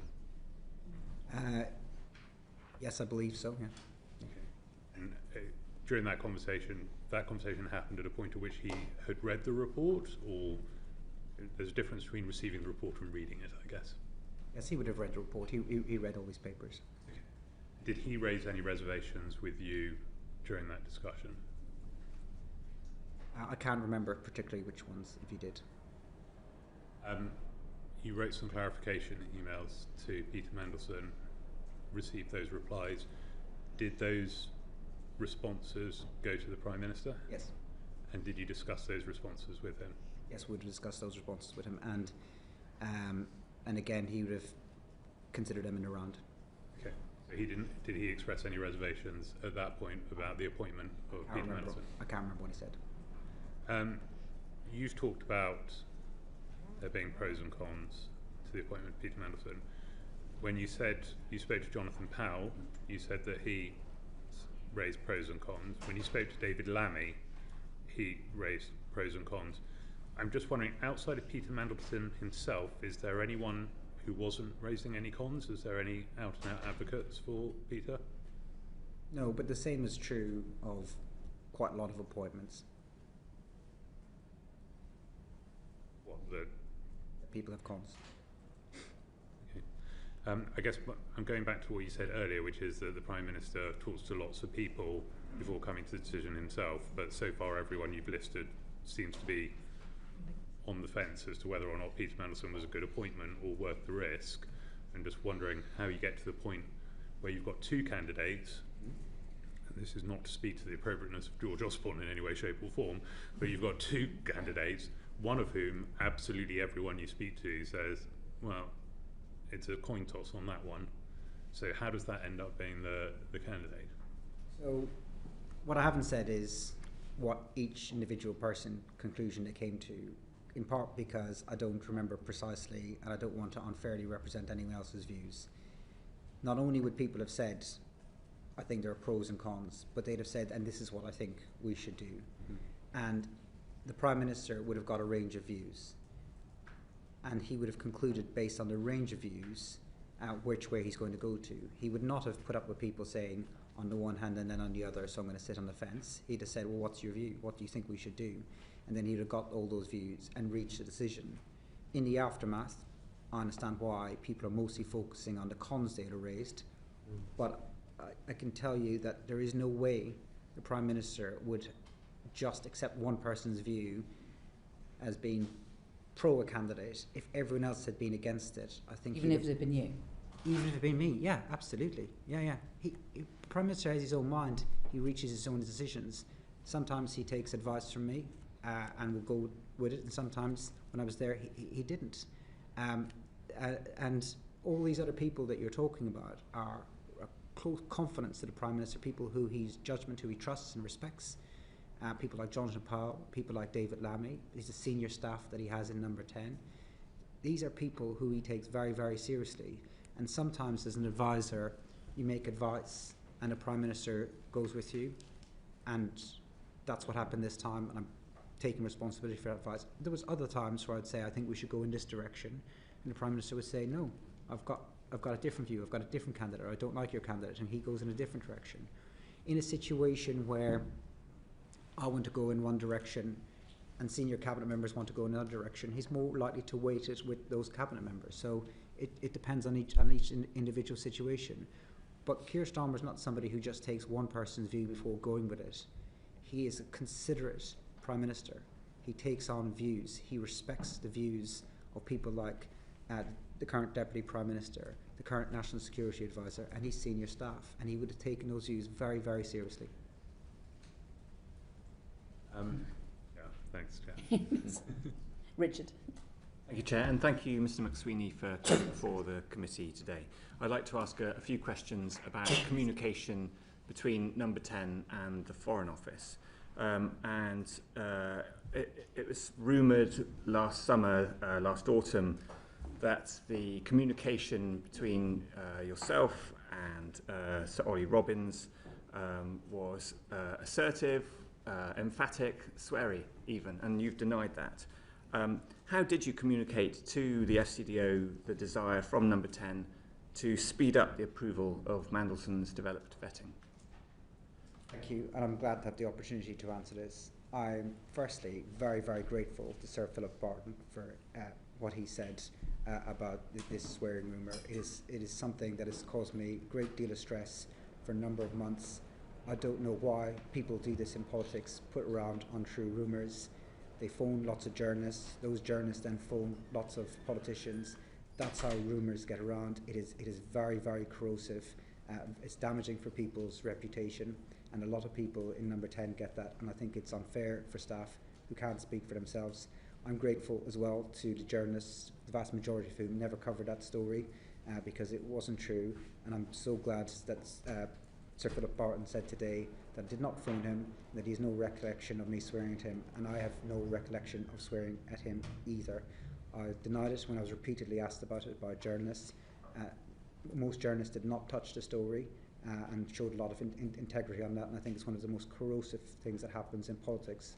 So I'm glad I got the chance to set the record straight. I did not swear at Sir Philip Barton. I did not swear at Sir Ollie Robbins either. And in his testimony, he said that I didn't call him, I didn't text him, I didn't email him.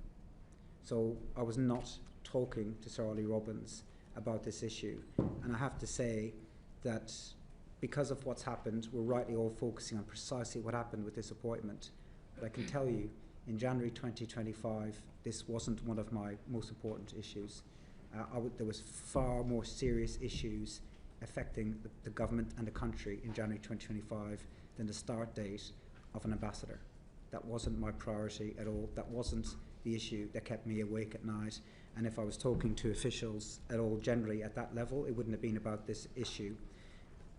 What happens, I think it's important that we unpack this idea of pressure, because there's been a lot of conversation about it.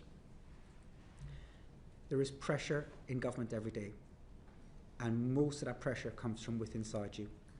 Every civil servant, minister and SPAD I worked with woke up every morning feeling pressure to make the country better, wanting to move faster. The challenges the country face are great. That's where the pressure comes from, and rightly so. And Number 10's job in all of this is to make sure that the Prime Minister's decisions are acted quickly. But there is a real difference between asking people to act at pace and asking people to lower standards. And we never did that. We never asked people to skip steps at any part of the process. I didn't speak to, I don't think I spoke to Ollie Robbins about the appointment or the start date. I think I had a conversation, at least one, maybe two, with Philip Barton, but it was on a wider Zoom call. As he said, it wasn't on a phone call, but it was all about, can we do this at pace, not can we do anything improper. And I mean, accepting the point that your communication wasn't directly with Sir Ollie, we know from Sir Ollie's testimony that there was communication from Number 10 to the Foreign Office, even if it didn't include you both individually. And so who in Number 10 was applying this pressure that Sir Ollie described?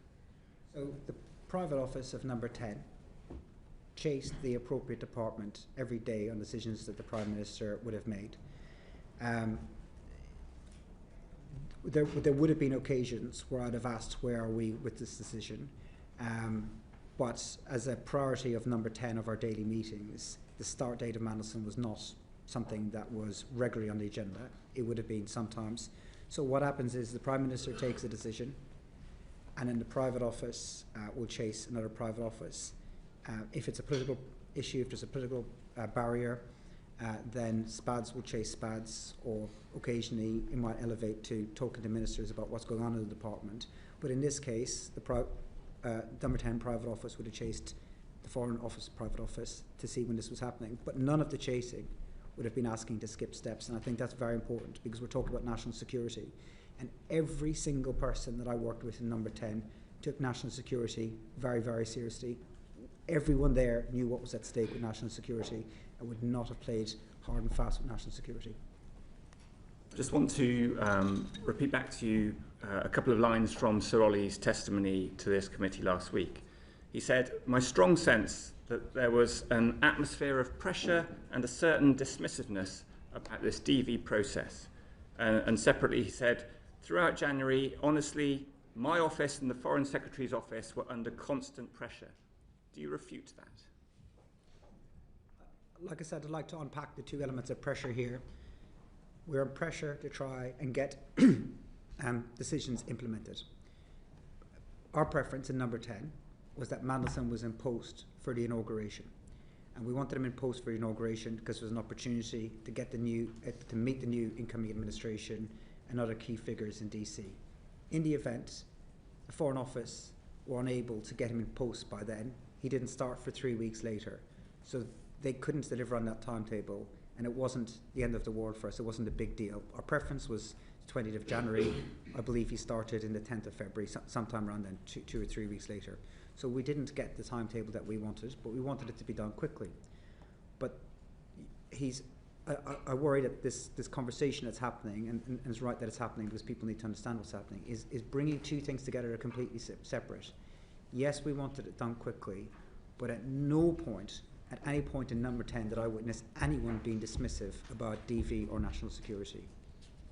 That pressure around the timeline may have been misinterpreted as pressure for an outcome. So how would you reconcile the pressure that Sir Ollie described last week with the Prime Minister having stated at Prime Minister's questions last week that no pressure existed whatsoever in relation to this case? The Prime Minister was saying there was no question, there was no pressure in relation to vetting. I don't think I ever had a conversation with a senior official about anyone's vetting. As Ian Collard said in his letter, he didn't think it had any impact on the outcome of their vetting. I think there's a world of a difference between saying we want to go quicker and we want to be reckless. There's a world of a difference from saying to a taxi driver, I'm late for a plane, to can you break all the red lights and go speeding. There's a world of a difference between those things. One is proper. We want things done quickly. The people of this country should want, number 10, to say we want things done quickly. The other one is wholly improper. We want steps to be skipped. I mean, you're talking about red lights. I mean, the pressure put on civil servants, potentially, meant that they missed 2 red lights on the form, on page 10, the summary form, which said that they recommended that he didn't pass DV. I mean, according to Ollie Robbins, he didn't see it. According to Ian Collard, he didn't see it. So they both of them missed those red lights. And is it not because of pressure being put on them? That's not what either the testimony from Ollie Robbins or from Ian Collard's letter said. My understanding was he said that he does not assess that pressure affected the outcome. I thought that's what he said. Neither of them can talk. You're the one who raised red lights and cab drivers. Both of them missed the red lights. Both of them missed the green, orange, red. Neither of them can tell us that they saw those 2 things. It seems to me to be fairly clear evidence that the DV was making a fairly strong recommendation. And yet we hear both of them seem to think that it was a borderline case leaning towards not. Ollie made his assessment and would have carried out the processes the way he saw fit. I can't comment on how the DV process worked. I'm only learning about the DV process in real time, watching these interviews and watching this committee's work. What I can say is that nobody in number 10 ever thought it would be acceptable to skip steps.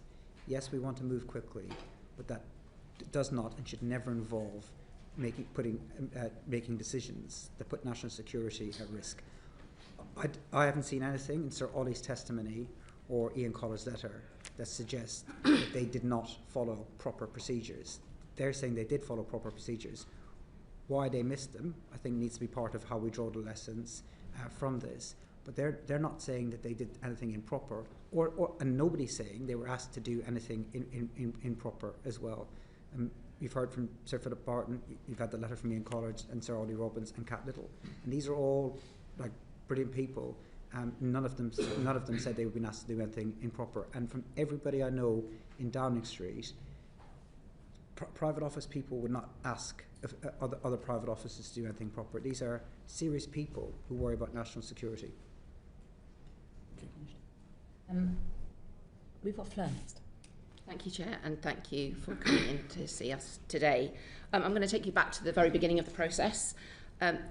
It's famous that Peter Mandelson hosted dinners with political people at his house and in restaurants. It's widely reported. Did you attend any of those dinners in 2024 or up to your departure in 2025 at his house or in restaurants? I didn't hear that last bit. Did you attend any of Peter Mandelson's kind of private dinners that he hosted in his house or in restaurants?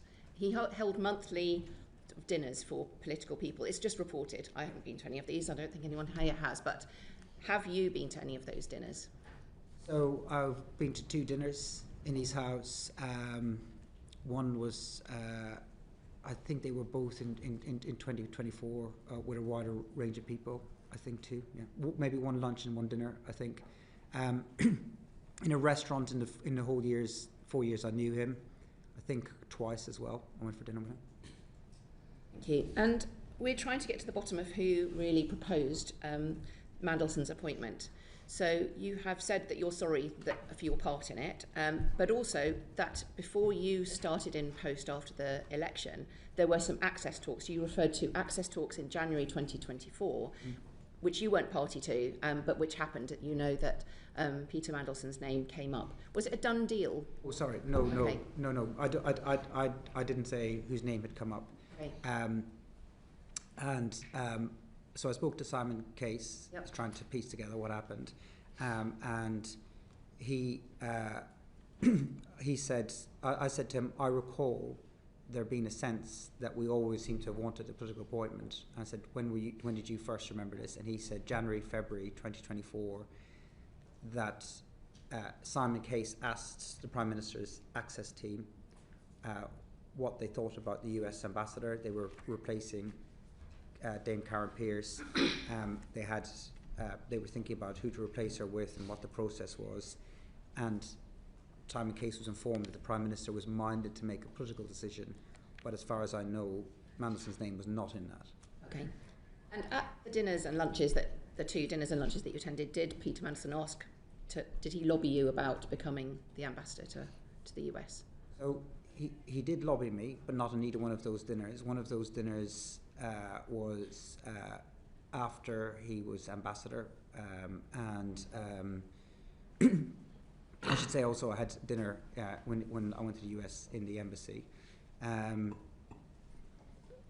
But he did lobby me, but I don't think at the dinners, no.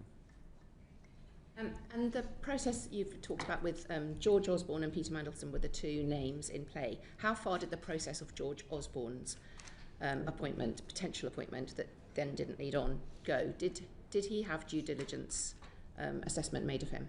Yes. And what was the outcome of that due diligence then? Was that the important factor between the two, one going before another? That wasn't the important factor in my recommendation, no. I don't. I can't remember what the due diligence said for George Osborne, but it was carried out. I spoke to both of them, and the prime, and yeah, I think it was similar. Okay, and your due diligence meetings with Peter Mandelson, and you subsequently asked for more in writing. How many times did you meet him, or how long were your meetings with him for the due diligence? None. The due diligence report was carried out by PET. All by PET, and by writing to you? No. So PET carried out the process. Like I said in my resignation letter, I think there's a lot of lessons to be learned from this, and I think that the way that whole process works isn't up to it. I think there should be, as default, an interview with the candidates for something like this. There wasn't. I was given a report, or the Prime Minister was given a report by the Propriety and Ethics team, which was the due diligence report. That was conducted by them without any involvement of me. They gave that to the private office. I then followed up with some questions, but apart from that email, that was the only part I played in it. So that was the due diligence report that's now in the humble address papers that we've all seen. Is that the report you're talking about? Minus my email. Isn't it? Okay. Do you think the violence against women and girls aspect of this, and I absolutely appreciate you talking about the victims and survivors of Epstein right at the beginning of that, they are very much, and I think I can speak for the whole committee, on our mind as well. Do you think the violence against women and girls aspect of this, the relationship with Epstein, was downplayed during those conversations that you had with the other people advising the Prime Minister and with the Prime Minister at that time? I think it should have been a lot more to the fore, and I know it's something the Prime Minister takes this issue very, very seriously and has done for a great number of years, and I think it should have been way more done so at the time, is my view. But my understanding of the nature of the relationship that Mandelson had at that time, not what I now know, was that he wasn't somebody who had defended Epstein. He wasn't somebody. He was very apologetic from having made kept contact with him. He was very regretful for it. But I think it should have been. I do agree. It should have been much more to the fore at the time. I know you weren't there in the interview. Do you think he was asked enough open questions, or the ability to give the full extent of his relationship? There's no doubt he was. at a lot of stages. I mean, this was somebody who was in the public eye. There is no doubt. And finally, for me, about the documentation of this process. Decisions of this magnitude should not be done informally, kind of on the sofa. At previous committee sessions, members, we have become aware of a lack of some of the papers, and today it's been referred to the Prime Minister receiving a lot of views. We don't have any paperwork of that. The Foreign Secretary being involved a number of times. We don't have record of that. We don't have record of the George Osborne side of this, and there are other parts. Do you accept that this was not documented well, and why do you think that is? Yeah. So I think government is conducted with conversations as well as papers. Prime Ministers should be able to phone people up and say, what do you think about something? I think it's right that decisions are recorded. It's difficult for me to say what's the appropriate level of recording the decisions and the minutes, because it's not where my expertise is. I think there certainly needs to be enough that people can see enough of a paper trail, but I also think it's appropriate for the Prime Minister to say, look, I want to get someone's views, I want to have a conversation with them. But those conversations are not the same as where he makes the decisions, and I think there needs to be enough recording around those, but it's not my area of expertise. That sounds great, except that the decisions themselves weren't recorded. That's the point. You know, so, and I come back to the point, I mean, I know you say it's all the civil servants' fault and not yours, but you were in charge of that office where they weren't recording decisions being made. I think they were recording decisions being made on a pretty regular basis. You just haven't told us about them. I saw regular paperwork on a whole bunch of decisions. If I've in any way slighted the people I worked with in number 10, please forgive me, because these were the most wonderful people, very serious people. I'm sure they were, but I just want to see I just want to see evidence of decisions being made in relation to Medelson and how those decisions were made. And we just, you know, I mean, we have the humble address, we have all this paperwork coming out, you know, we haven't seen any evidence of how these decisions were made. We're having to take the memories of witnesses that, you know, as we can see, are different. Anyway, I'm sorry, Edward, you have another question. Sorry, Chair. Yeah, I just wanted to sort of, I guess, return to your original questions at the opening, which is when you're talking about the timeline and that prior to coming into government, in meetings with Simon Case, you're saying that the Prime Minister is already minded to make a political appointment, and according to what you said at that point, no names were being discussed. But why was the Prime Minister already thinking about making a political appointment when, to this particular post, when we didn't know the outcome of the election, there was somebody good currently doing the job, and a shortlist process for a diplomatic candidate had already been run? What is the logic saying that job there I might make a political appointment to? So I don't think I said there was no names being discussed. I don't know what names Simon Case did discuss. That I just don't know, because I wasn't in that conversation. In January 2024 and February 2024, my total focus was on the election, and I was very reluctant to have any conversations with anybody about who would do what job if we won the election, because I didn't like that kind of talk. That's fine. I'm just wondering why already, prior to the election, is that there is going to be a political appointment? He didn't discuss it with me. I wasn't intimately involved in preparation for government work. I didn't have a view. I don't remember even having a view of it at the time. The Australians did something similar with Kevin Rudd. I don't know where the origin of that idea came from. Okay, because to the Chair's point about, you know, this looking like it was a railroaded decision, you've already got, prior to the election, the PM identifying that position as somebody who wants to make a political appointment to. You've then got two candidates, and again, not to speak to the suitability of either of them, but one of them is a friend of Jeffrey Epstein. I'm assuming the other one isn't. And everyone you speak to is giving you pros and cons as to is the other one actually a stooge? Is George Osborne just on there as so that you've got a tick box exercise? There are two candidates because you've gone through this entire process, ignoring all of the red flags, with all of the due diligence, with every conversation with every single person, saying, well, it's a difficult decision. There are pros and cons to that one. Are they also saying there's pros and cons to the other one? And does it not just come down to which one is a friend of a paedophile?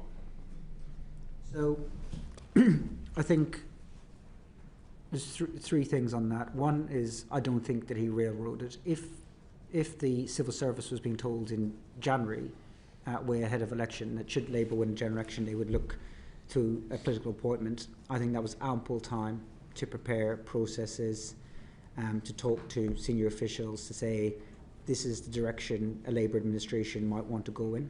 So that's the first thing. Second is that I think if Kamala Harris had won the US presidential election, I think it would have gone to a different candidate. Third is that the nature of the relationship between Mandelson and Epstein wasn't known to us at the time, and that's not the nature of the relationship that we understood it to be. That's not the nature of the relationship that he represented it to be. And the final part is George Osborne was a very credible candidate, and part of the thinking was the relationship between sister parties or parties of a similar political persuasion, his more recent experience, the fact that he had commercial acumen, the fact that he was Chancellor of the Exchequer. He was a very credible candidate and one that we gave serious weight to. Just push back on a couple of those then, please, Ms. McSweeny, because actually we've already seen that the due diligence report contained the 2019 JP Morgan report, which shows that the relationship was more extensive. And as for putting in place the processes, the civil servant putting in place the processes, according to Philip Barton's timeline, it was barely a month that they were given to go through the entire process and do DV and agreement and everything in order to get him in place in time for inauguration, which was your desire. Yeah. And if it had taken longer, which it did take longer, then so be it. We didn't ask them to skip any steps, and they weren't able to get it done in time for the inauguration. And of course, if they had said the timetable you want to deliver on is impossible, and we need a bit more time generally, or we want a bit more time in this one, that's what would have happened. There was nothing stopping the permanent secretary saying that to the foreign secretary, or there was nothing stopping the permanent secretary saying that to the cabinet secretary. We need a bit more time, and a month isn't long enough. As it turned out, they didn't complete the process until several weeks later. I just want to just do an assessment now, where it's 4 minutes to 1. We hoped that we would finish by 1. I think we're unlikely to now because I know that everybody is agitating because they're all thinking actually there are further questions we want to ask. So what I would like to do at this stage is to say we aspire to finish by 20 past. We absolutely must finish by 30:30. And what I'll do is I think take Uma and then Alan and Alex, who I know have kind of quite a lot of some questions of Dan as well, and then I think John and Abdesem and Afra may have follow-ups, but I think we do it that way. So Uma. Chair, thank you. I'd like to put on record that over the past decade I've worked twice with the witness. He's used to robust conversations with me. Hello, Morgan. In your opinion, actually let me rephrase, both Sir Philip Barton and Sir Ollie Robbins have said that it was Number 10's decision to announce the appointment of Peter Mandelson before the vetting process. Did you or did anyone in Number 10 make that decision? Or in your previous answer you said that was, you suspect Sir Peter Mandelson had said that. Was this a Number 10 decision or was it a Peter Mandelson decision? It wasn't a Peter Mandelson decision. I don't know whose decision it was. It wasn't my decision. And as the Prime Minister said now, we would do things differently. But it didn't jump out to me as a problem that that DV was happening after the announcement. That's what happened in the case of the National Security Advisor and my own appointment. And would you have expected senior civil servants to intervene, to flag any issues, to say, actually, this is not how the process happens, the vetting should happen first? Because Sir Philip Barton said that vetting should happen first. We're not from the civil service were not to be expected to know this. Would you expect the civil service to have intervened there and told you these things? Yes, if somebody thought that there was a problem with how it's being run. I had a pretty good relationship with both Simon Case and Chris Wormholtz as cabinet secretaries, met them pretty regularly, and there was always opportunities for them to tell me when and where, which they did do, if they thought a minister was doing something wrong, or if they thought a SPAD was doing something wrong, or if they were unhappy with something Number 10 was doing. And you said that you made clear to the Prime Minister the pros and cons of this appointment, and that you wouldn't have put Peter Mandelson forward had Kamala Harris won the presidency. Do you think the politics of the day was weighing more heavily rather than the trade deal, or were they both hand in hand? I honestly don't know if I'd have put him forward had Kamala Harris had won. I think he wouldn't have got it. I think there were a broader range of candidates that were available to the Prime Minister, and I think he would have probably have gone on a different direction because of the nature of the relationships that were available to other candidates. For me, the top concern was the trade deal, and his role as EU Commissioner was a big factor in that. But the potential political relationships were also a factor, yes. Was the Prime Minister led to believe that Peter Mandelson's risks, the cons as you've set out, were manageable? Did you have that conversation with him? Did anyone have that conversation with him? Yes, that was part of his conversations always. And in your answer today, you said that you didn't feel that the truth at the time was put forward by Peter Mandelson in his response to your emails. Did you communicate that to the Prime Minister also? No, at the time I thought he was telling the truth. Okay, and so you didn't raise any issues with the Prime Minister that you had these concerns. You just put these questions to Peter Mandelson, you got the answers, and that was that? I thought they were truthful. Okay, and I asked Kat Little this question. I asked her if the developed vetting would have brought up the information that Bloomberg had in their leaks, really grave issues of Peter Mandelson sharing information about a market-sensitive matters when he was then in government, which is huge and a betrayal of this country. If that had been put to you, would you have ever considered Peter Mandelson? Not at all, no way. And one of the things that subsequently surprised me, I would have assumed that, and maybe they did, but I would have assumed that our Foreign Office would have been in contact with US counterparts to see what information they held on him. But absolutely no way would he have come close to Number 10 or any job in this government had that been known. And it looks like you've been following our evidence sessions closely. You've seen these traffic light boxes, the UKSV red boxes. It turns out every stage of this process I've never actually seen the boxes until this was leaked. So it's a bizarre process all round and one that doesn't seem fit for purpose. Had any of these issues been raised with you by the developed vetting, by the FCDO, by anybody? Had they been put to you as the Prime Minister's Chief of Staff? No, they're completely compartmentalised from SPADs, and as it turns out, more from ministers than I thought it was too. And I think it's quite right that it's compartmentalised for SPADs. I think that there are clearly a lot of things that need to be learned about how all these things will work, but there is no way that anyone in the Foreign Office would have discussed DV, anyone else's DV with me at any point.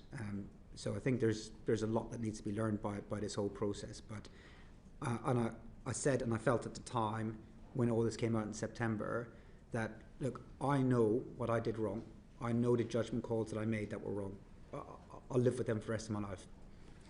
But as a chief of staff and you're a political advisor, you also relying on the information being presented to you. There's a lot of people in the state whose job is to protect the state, the government, and reputation, and you rely on that information coming from you. You don't have the ability to investigate, to ask more questions, to look deeper and deeper, and clearly, it didn't work. It shouldn't be reliant on just one advisor giving bad piece of advice and then the whole thing goes wrong. The state needs to be more robust and stronger in all this. And my final question to you, Morgan. Everyone's talked about hindsight. There were lots that were known about Peter Mandelson before this appointment, and I appreciate that you have said that you made judgment call that you've since said is wrong. But there's a very well publicised friendship with one of the world's most notorious sex offenders. How was it that nobody within Number 10 had seen this as an issue that so many of us had an aversion to? What was going on there that this was not the immediate red flag? So I think the thinking was that the time that he was in contact with Epstein, he presented as being an acquaintanceship.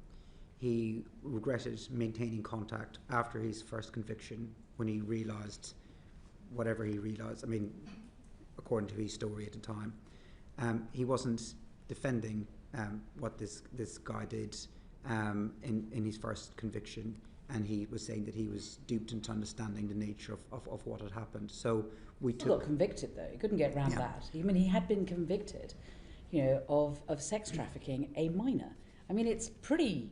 I mean, how do you talk your way out of that? Once a friend has been convicted of that, surely they're no longer a friend, let alone staying in their flat. Yeah, I don't have anyone in my life like that, but he didn't. He did, and you promoted him as being the next ambassador to the United States. He didn't say that he was a friend. He denied that he was a friend. He tried to say he was a passing acquaintance, that he was somebody who didn't really know enough about to ask questions. And the due diligence said otherwise. The due diligence didn't say he was a friend, and Mandelson Stayed in his house. The due diligence said he stayed in his house. Not happening in my house. All right, Alan. Thanks, Chair, and thanks for your time, Morgan. I think you said earlier that you thought the DV process might also pick up untruths or misrepresentations by Peter Mandelson. Do you know if the answers that he gave you on the Epstein follow-up or the due diligence report was sent to the DV system, the officers, to use as evidence to check the kinds of answers he'd given you? I don't know. Thanks. Thank you. Alex. Thank you, Chair. So we heard from Sir Philip this morning that he felt the speed of the appointment was unnecessary. Karen Pearce was doing a good job. The administration would take some time to set up. And Ollie Robbins, in his evidence, said the whole process felt weirdly rushed. So why did you push for such a short timeline between the announcement and the appointment? I didn't. Did Ollie Robbins say it was weirdly rushed? No, Jonathan Powell did. Jonathan Powell. Okay. Jonathan Powell. So the pace of it wasn't raised with me as a concern at the time, other than we said we wanted number 10, and that was the consensus view, in place by the inauguration, so that he could begin the work. And and in the end, the Foreign Office were unable to complete all the necessary arrangements by then. So there was no point where, if they'd said we needed more time to carry out further checks, that we'd have said we've got our own timetable here. You need to crack on regardless. So they took the time that they needed to do it right, and all of the evidence suggests that they carried out the processes in the correct way. I think we wanted to get. I mean, it's not unusual for Number 10 to say we want things to be happening quicker than the departments are prepared to move in, and it always ends up being Number 10 kind of gets some of its own way, and then the department gets some of its own way, and that's what happened in this case. And you didn't think to consult with the head of the diplomatic service on that timeline before you announced it, and then put pressure on to deliver on that timeline? I don't think that we publicly announced our preferred date when we made the announcement. No, I don't think we announced that when we announced that Mandelson was going to be the ambassador, that we said he would be ambassador by this date. We twice heard, both from Philip Barton and Sir Ollie, that the Cabinet Office was asking whether DV was necessary at all, whether because Lord Mandelson was a Privy Councillor that would be sufficient. Presumably Cabinet Office wouldn't have done that off their own volition. Did that come from Number 10, and where did that thinking come from? Absolutely not from number 10. I find that bizarre. I would have thought, of course, an ambassador would have to have DV. Where might that would have come? I have no idea. But I was reassured by what Philip Barton was saying, is that wasn't something that was considered for long. But I only found out about that as part of this. I find it bizarre. I would have assumed that, of course, the US ambassador should have DV. I don't know how serious of a suggestion it was by anybody. You said yourself, because you were appointed without DV and the National Security Advisor was appointed without DV, it wasn't unusual. Do you think that the number 10, when you were Chief of Staff, had a dismissive or an uninterested approach to security vetting because of your own experiences? No. I think everybody in number 10, because of what you learn in that job, takes national security more seriously than any other issue. When you were appointed after the election, what level of security clearance did you have? I think it's common practice for ex-civil servants to not talk about the security clearances they had, and I'll continue that practice, because when you're in post, you're told you can't say what clearances you have. I had all the necessary clearances to do my job, and I saw whatever papers I was given, and that process is managed by civil servants. Okay, so you had DV at the point that you were appointed as Chief of Staff to the Prime Minister? I don't want to say what my security clearances were, but I had all the security clearances I needed to do my job, and I completed the forms and the processes and the interviews the same as anyone else. I mean, this whole thing is about security clearances, developed vetting. We've had a long conversation about the process. I think if you had developed vetting at that point when you were Chief of Staff to the Prime Minister, you would be able to tell us. And I'm surprised that you're not telling us. Because what I understand from speaking to civil servants is that the practice is that they don't share what security clearances they had. I'll follow that practice, but only to say that I had all the necessary clearances to do my job, to read the papers I read, to attend the meetings that I attended, and that I completed every form and everything that was asked of me in all of those processes. And do you think that attitude, because it's a different process for SPADs than it is for civil servants, and I got DV when I was in the Foreign Office, as I think every other person does, do you think that contributed to you trying to expedite the process and having an uninterested attitude towards Peter Mandelson getting DV? Not at all. I think there would have been no suggestion from anyone in number 10 to skip steps or to take any risks on national security.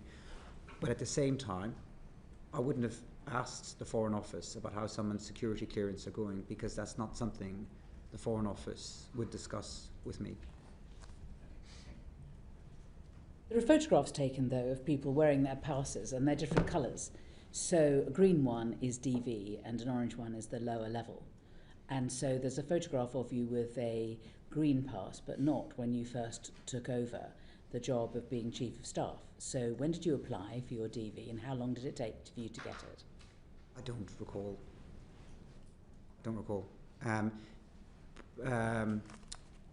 The process as well is driven by how quick people fill their forms in. Yeah. A lot of people take a very long time. Would it be unfair to suggest that you didn't fill in the form straight away? Oh, I don't know. I don't know why you think I didn't fill in the forms. I filled in the forms as quickly as I could. They're quite extensive, and it's not something that you could just sit down in an hour and rattle your way through. And if you don't get it completed, I mean, it takes a long time. But I took all of that side of things extremely seriously, because in order to do my job, I needed to have necessary clearances. And I filled in whatever forms. You also have to gather a lot of information about things. It takes a while, but I always did it as best as I could and as quick as I could. On the 4th of February, Parliament passed a motion requiring the divulgence of all communications relating to the appointment of Peter Mandelson.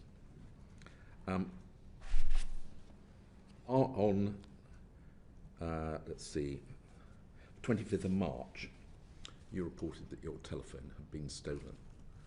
Now, the Metropolitan Police have released the transcript of the call you made relating to the theft of your mobile phone.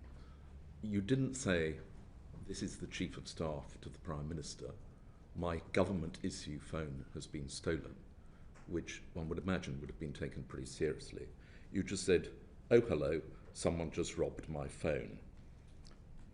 Why did you not make it clear that this wasn't just an ordinary theft, this was a phone which was likely to contain highly sensitive information?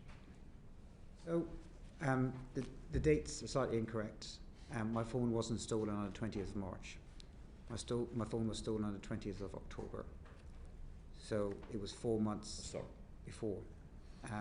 I gave up my government phone pretty much as soon as I left. Within a couple of days, I handed them all my kit back to number 10. My phone was stolen on the 20th of October. I was a victim of crime. Somebody hopped onto the pavement and took my phone from me. The first thing I did was to try and retrieve it. I tried to chase, which was probably a mistake. The next thing I did was I phoned number 10, and I would have gone with whatever they told me to do. Now, I thought at the time that they would be able to track the phone, and that's what would happen, given, as you say, what's potentially on that phone, and that was my assumption. I then called 999. If number 10 had told me, "You need to tell the police, or you need to tell the call handler what your job is," I would have done so. But otherwise, I didn't do that as a matter of course. I didn't, in any part of my job, go around saying, "I'm a very serious and senior person." If number 10 had asked me to do that, I would have done that. I also thought, wrongly again at the time, I thought a squad car might come by and I could explain a bit more if the squad car had come by.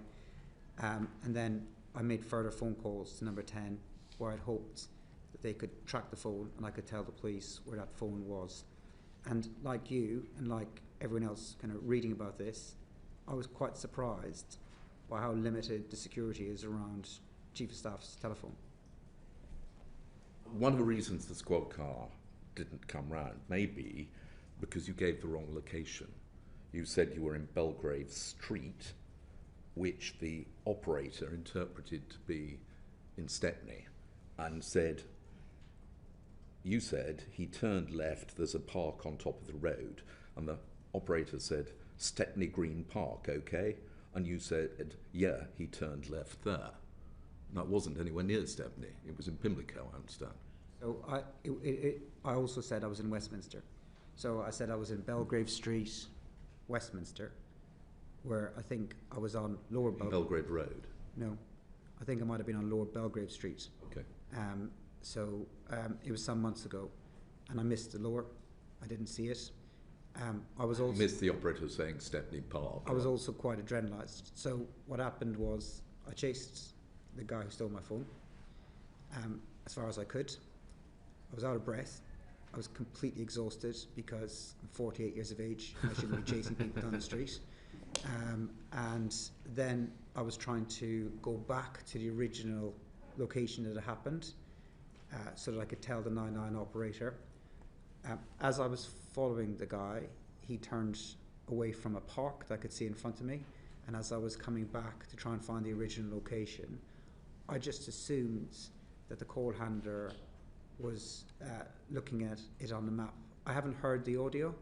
I can't imagine that I was clear and coherent at the time. I was out of breath, I was adrenalised, and if I gave any wrong direction, it wasn't intentional, but I did say I was in Westminster, and why the squad car didn't come had nothing to do with how the call handler had heard it. The call handler had said the squad car wasn't coming while we were on the call, and if the call handler had said to me the squad car is there, I'd have been much more precise about where I was so that I could meet the police at the time. And as I said, I had thought wrongly that my phone would be tracked so I could retrieve my phone.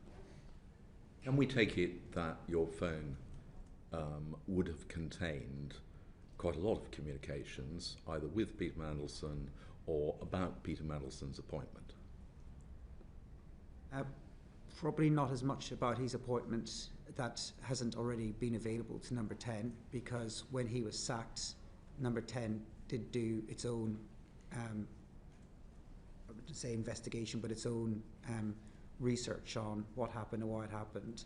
And as part of that process, I was asked to share messages and emails about the appointment, and also been interviewed, as were other members of staff.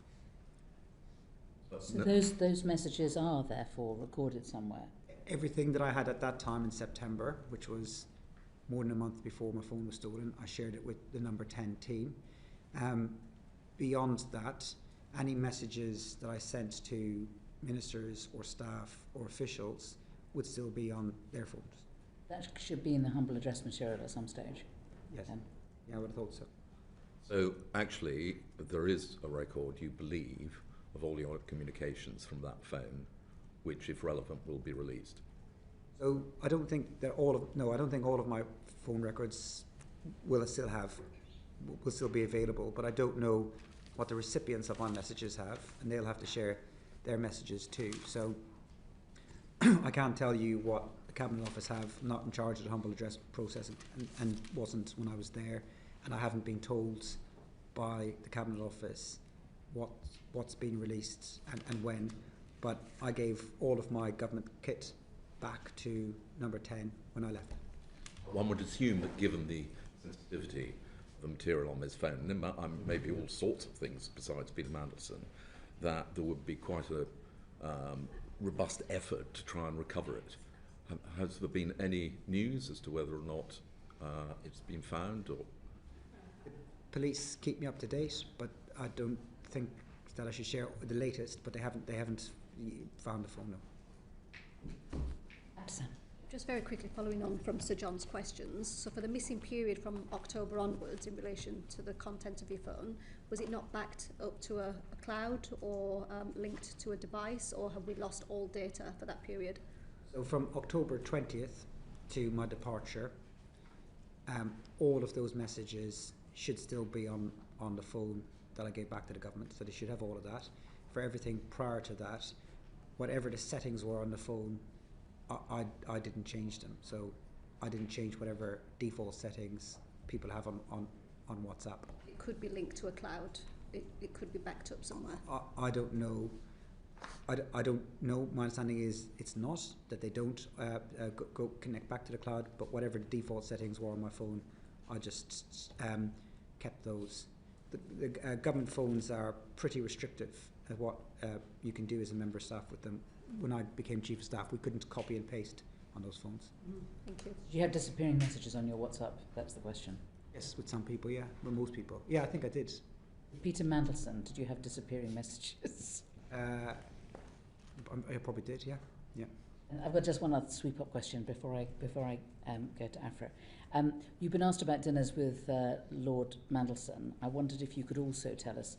I think there were also monthly dinners at Lord Liddell's, which I believe Peter Mandelson used to attend to. And were you attending those?